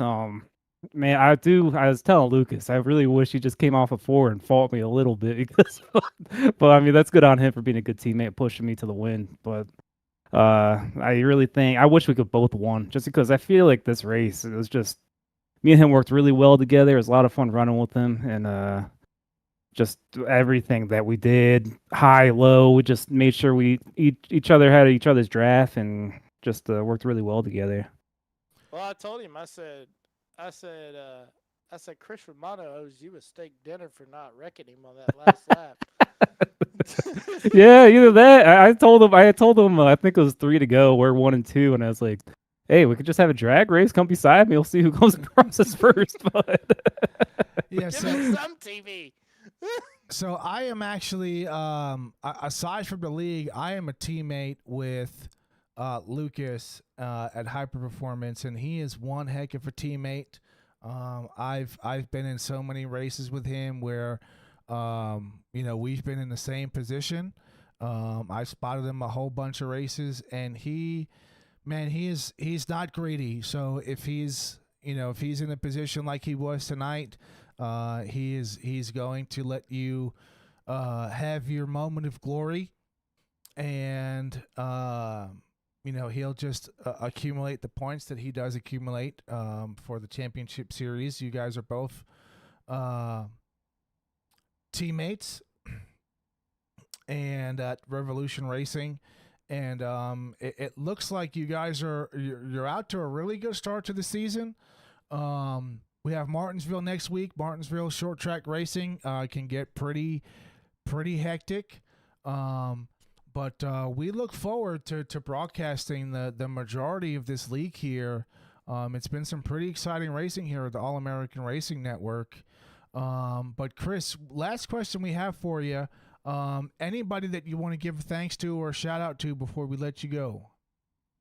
yeah, you guys, of course, for putting on the broadcast. I was listening to during the race, and it's awesome broadcast. So thank you for that. Doug and all the admins for AARN. I mean, this league, I run the Cup Series as well, and it's awesome league. I love running these races. And my mom, my dad, my sister, they're not watching. I didn't send them the link today. I forgot to do that before the race, but I'm going to send them next time. So, Then go back and watch it. yeah, exactly. Yeah, I've been going back and watching it. The only thing they really care about is who crosses the finish line, and it was you. So they can go back and watch the last 5 laps. They can see all the action, the chaos, the drama, everything that is in that circle of what can happen here at Daytona International Speedway. Chris Romano, ladies and gentlemen, is your champion of the night. He takes the race win. He is going to take the lead in points and we look forward to seeing him next week in Martinsville. Chris, again, congratulations on the win, and we'll see you next week. Sounds good. Thanks, guys. Emmett, before we get to the results, what a spectacular race that was, and even more of a spectacular finish. What are your thoughts as we look back at what we have just witnessed? Well, I can't remember who it was, but somebody said in the chat, "Are you flabbergasted?" And yes, I am extremely flabbergasted. Like I have never, in all my races that I've done it called at Daytona, I have never seen that many cars run out of fuel on with 5 laps to go. And that was just unbelievable. And it just goes to show, like you were talking about, Joe, how big fuel has come into play in these super speedway races. And I was saying tires and fuel, even though, with these super speedways, tires still not a huge factor as much as fuel, but I did not anticipate it coming down to 5 laps to go before the race leader went down for his final pit stop. Man, it's still an unbelievable statement how anything is possible here at Daytona Motor Speedway as we get ready to wrap up the Ideal Pest Management 225 hosted on the All-American Racing Network as we get ready to see your race results. Your top 10 are going to be Gary May. Your race results. Chris Romano, 38 laps led. Your second place, Lucas Bray. Your third place is Howard Peoples, followed by Joseph Essenberg, Joshua Hyatt, Jared Essenberg. It could be Gerard Essenberg. We'll clarify that. Number 7 spot is going to be Gary May. 8th place is going to be Chris Etchapar. 9th place, Art Milne. And your top 10 rounding out is going to be Justin Young. Number 11, I'll let I'll let you finish out the rest of the lineup here. All right, so 11th's going to be Jeffrey Johnson, 12th's going to be Ryan Testa, 13th Benjamin Castle, 14th is going to be it went away. Joseph Conan, 15th Corey Powell, 16th Mike Alley, 17th Douglas Scalise. Let's see. 18th Adam Ramsey, 19th Nick Steincipher. Steincipher. It keeps blinking in and out. 20th Jason Thomas, and 21st Anthony Hatfield, 22nd Daniel Dunaway, 23rd Mark Bender, 24th, let's see, wait for it to come back, John Cook, and 25th Isaac Michael. Yeah, it has been one eventful race. We've had about 5 or 6 cautions here. Man, you gotta love Daytona, the drama, the chaos, everything that comes along with this Daytona International Speedway experience. The guys at All American Race Network have been so hospitable in allowing us to broadcast this race for them. I am Front Row Joe. I am accompanied by Emmett Crow. We are broadcasting on Big Time TV, which is my channel. We're broadcasting on the All American Race Network. Both of these channels are startups. However, if this race is any consolation to how the rest of the season is going to go, we are in for an exciting season in this O'Reilly series that All American Racing Network is putting on. Yeah, definitely we are, and I can't wait.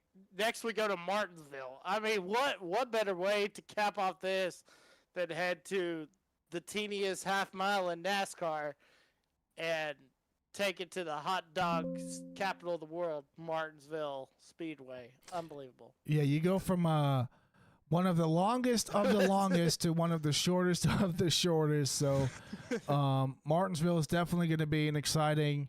If you've ever been to Martinsville in real life and gotten you one of those Martinsville hot dogs like I did, they are absolutely delicious. I think I ate 5 of them damn things when I went last November. So with that note, we're going to end it on a high. Chris Romano, Lucas Bray, and Howard Peoples are going to be your podium drivers for tonight. We look forward to seeing everybody tuning back in again next week as we go to Martinsville for the All-American Race Network. Everybody, have a good night, and we will see you later. And we're off. Oh, yeah, dude. Good shit. Holy shit. Hey, after everything that happened, what a way to end it. Man, I'm still in fucking shock, dude. I know, right? Who the fuck? Man, who pits with 5 laps to go? How does that happen, dude? I don't know, dude. Oh, man. That's funny.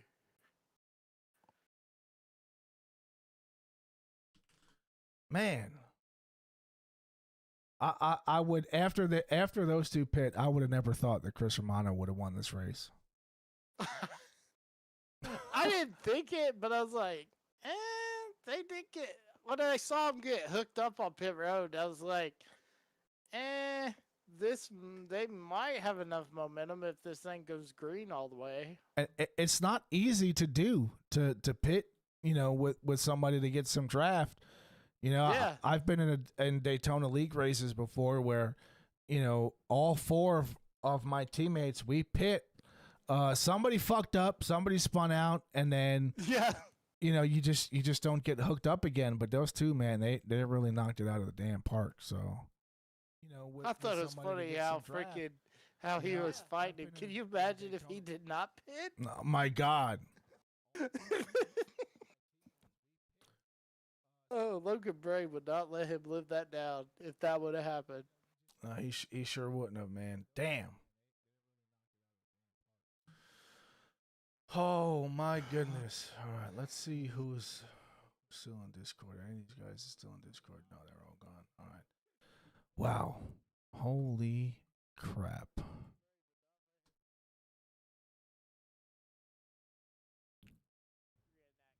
So, well, I'll see you later, brother. We don't have. I'm glad I was able to get that overlay situation figured out. Yeah, definitely.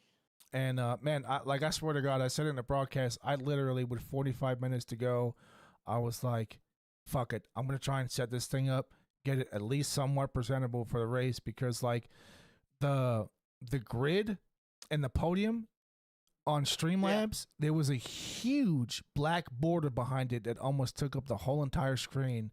And I was like, there's no way possible that I'm going to let that be displayed. So I fucking threw it together, got it, somewhat presentable, and it looked pretty good. So I'm going to hopefully be able to make some improvements for next week.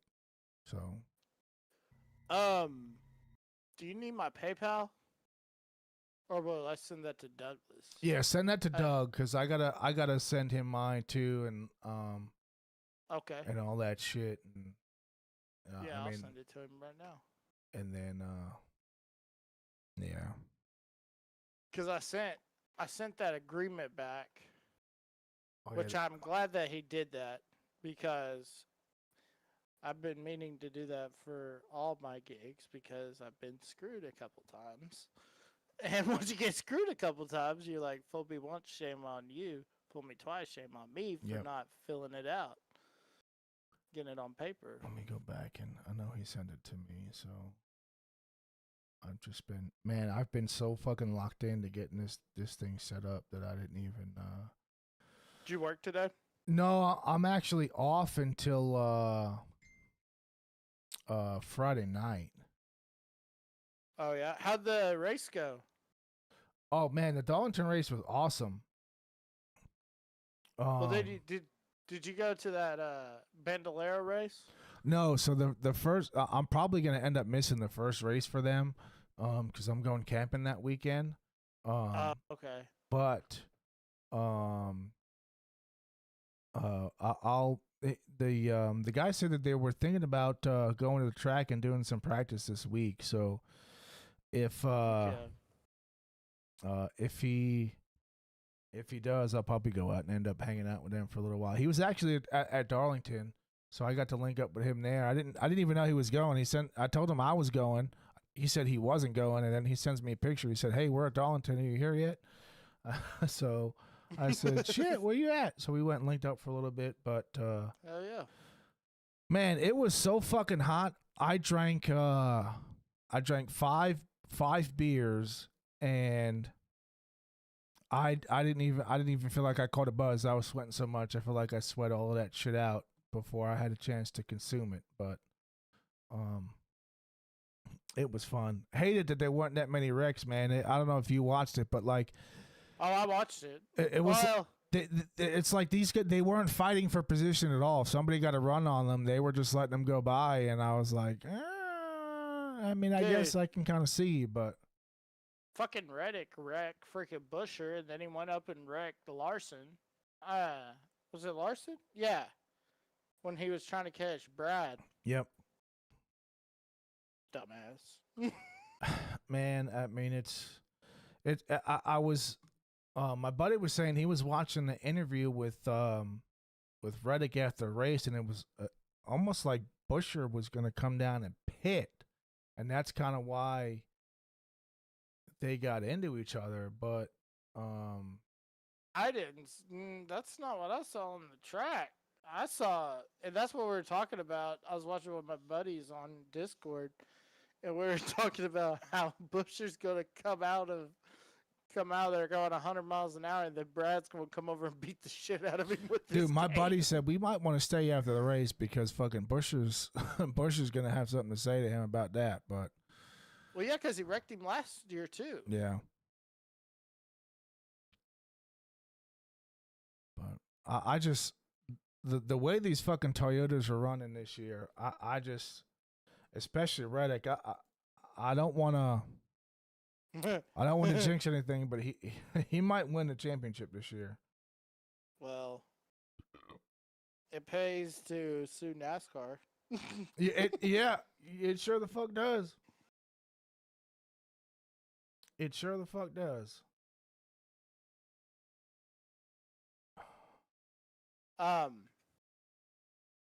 But yeah, dude, I mean, like, that race, I'll tell you what pissed me off. Mike Joy does not like Carson Hocevar. No. And he was like, oh, of course the Hurricanes in there 5 wide. Hocevar drove his ass off to get that 4th place finish. Dude, me and my buddy, we were sitting there and we're like, what happened? Because he was running like crap the whole day, and then out of nowhere, he just started fucking passing cars left and right. So I don't know if it was a combination. I don't know what it was. If it was just the adjustments they made during the race, coupled with the top. I mean, I have no idea how he was able to pull that off, but damn. Yeah, that was crazy. I messaged Doug and see what he uses. Yeah, I'm getting ready to figure out. I have them all, so it doesn't matter. Every 2 races, I'm going to send it. Okay, all right, that sounds good. So every 2 races. Let's see. What the fuck? Because I don't have Adobe on this computer, so I can't do a fill and sign thing. I'm trying to see if I got something on my phone. There's something that I used. It wasn't Adobe. It was some document deal. And I was able to, I guess I used it before, and I was able to put my signature in. And then I could even put the date in. Let's see. Sign documents online. So let me go ahead. download this. Let's see what we can do. Sign document now. My signature. Wait, Casey Gross was in this race? What? Wait a minute. What? Let's see. He sure was. Casey Gross. Who else do I know? Corey Powell, I know.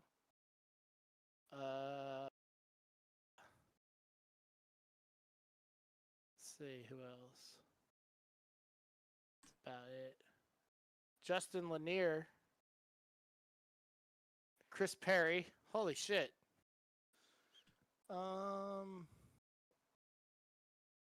Yeah.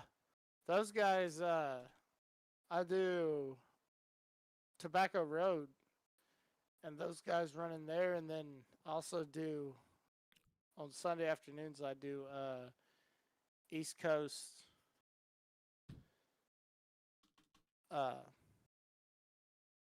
Joe can't make the race next week, so I can see if Art would like you in the booth. So you can do it again if you want. If not, don't worry about it. I thought it was pretty entertaining. Okay. Oh, you can't make it next week? No, so I'm working night shift next weekend, Friday through Monday night, so I won't be able to make next week's race, unfortunately. There's one race a month that I can't make. So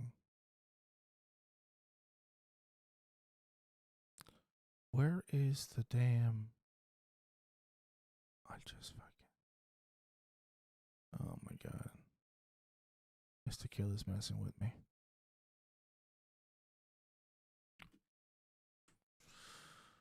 I told freaking Douglas, I said, heck yeah. I said, I'd love to call it with the pirate. Let's see, free document, sign error. Sign documents for free. I have a DocuSign account, so sign for free. Man, what the fuck?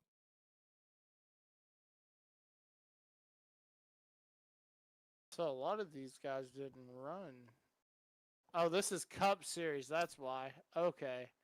I was supposed to say, a lot of these guys didn't run tonight.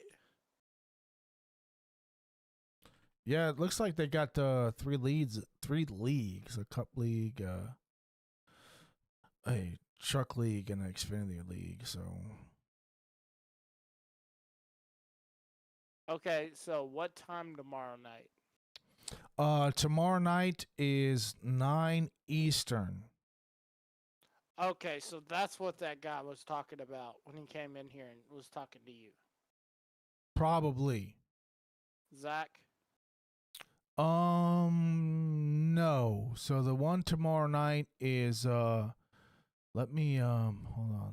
Downforce Racing Series. I'm gonna invite you to this Discord. Okay. It's Downforce Racing Series. So when I was kind of getting started, I was just like, hey, I'll broadcast some races for free until I can get myself on my feet, and then I'll start looking for other leagues to get paid for. And they were like, we'll try it out. So they're hopefully gonna start getting some guys together to donate some money to pay for the pay for some broadcast fees next year, or next season. So Nice. but good group of guys too, real clean racing. And the guys over there, they're really cool. And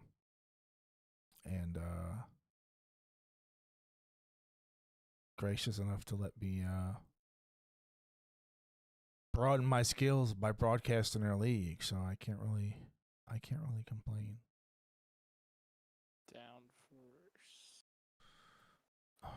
Fuck. Where are they running at? Daytona? Next week they are at Oh, Gen 6. yeah, they're running the Gen 6 cars. Is that tomorrow or is it next week? Yeah, that's tomorrow. Okay. Let's see. Tuesday. Let's see. Let me see real quick. Damn, they don't have a schedule, do they? They should. Oh, wait. You know what? Oh, no, that's November. Hold on. Yeah. I got their schedule somewhere. What the hell? Let me go subscribe to your YouTube channel. Where'd it go? So I couldn't find it because it brought up some dude lifting weights, and I was like, I don't think that's him. It probably was. Was I wearing a white T-shirt? I think so. Yeah, that's me. Oh.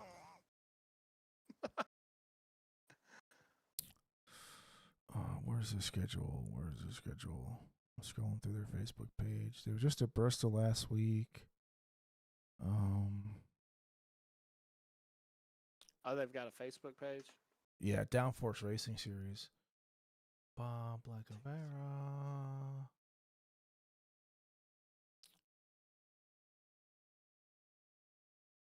Announcements. Oh, there it is. They are at Texas. Oh, sweet.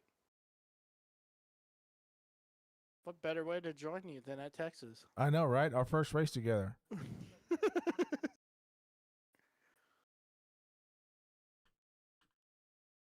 Man, I tell you, this tequila has crept up on me.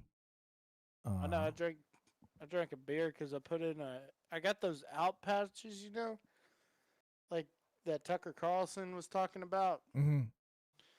And the mint ones were really good, but these fucking citrus ones, the tropical, my brother, I gave him the rest of the mint ones, but these tropical ones, they're good. They burn like a bitch. They're only 9 milligrams. It's crazy. I'm going to have to go get me some more mint ones. Those are nice. I mean, just put them in and you're like, oh. Oh, what'd I do? Did I just close that Chrome? You stupid son of a bitch. Yeah, I fucking made a margarita, and I went to go put my cup down because I don't have like a table or anything in where my rig is at. And I put it down, and I didn't realize that I had my wallet on the floor, and it spilled. And I was cussing up a damn storm. Oh, shit. Cussing up a damn storm. So then I just told my daughter, I said, hey, bring me that bottle of tequila that's downstairs. And I just been sipping on that motherfucker since the start of the damn race.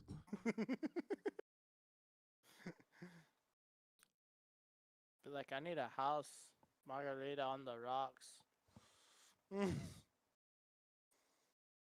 wait, hold on 1 second. What happened? All right, brother. I'm going to get out of here. All right, buddy. All right, I'll see you tomorrow night. All right. 8 o'clock. Well, it's 9 o'clock your time, 8 o'clock my time. Yep. So I'll be in here at 7:50. Sound good? 7:30? Yeah, I'll message you tomorrow. Okay, yeah. Sorry about that. I guess I got them mixed up. Because I swear Zach King said 9. And I thought he was talking about tonight. So I was like, okay. So I went to fucking CC's at 8. Then I was chilling with my brother in there. And then you're like, hey, buddy, I'm good to go. And I was like, do we start at 9? No, we're about to go green in 10 minutes. Fuck! Damn it. You're good. But I'll holler at you tomorrow. All right, brother. All right.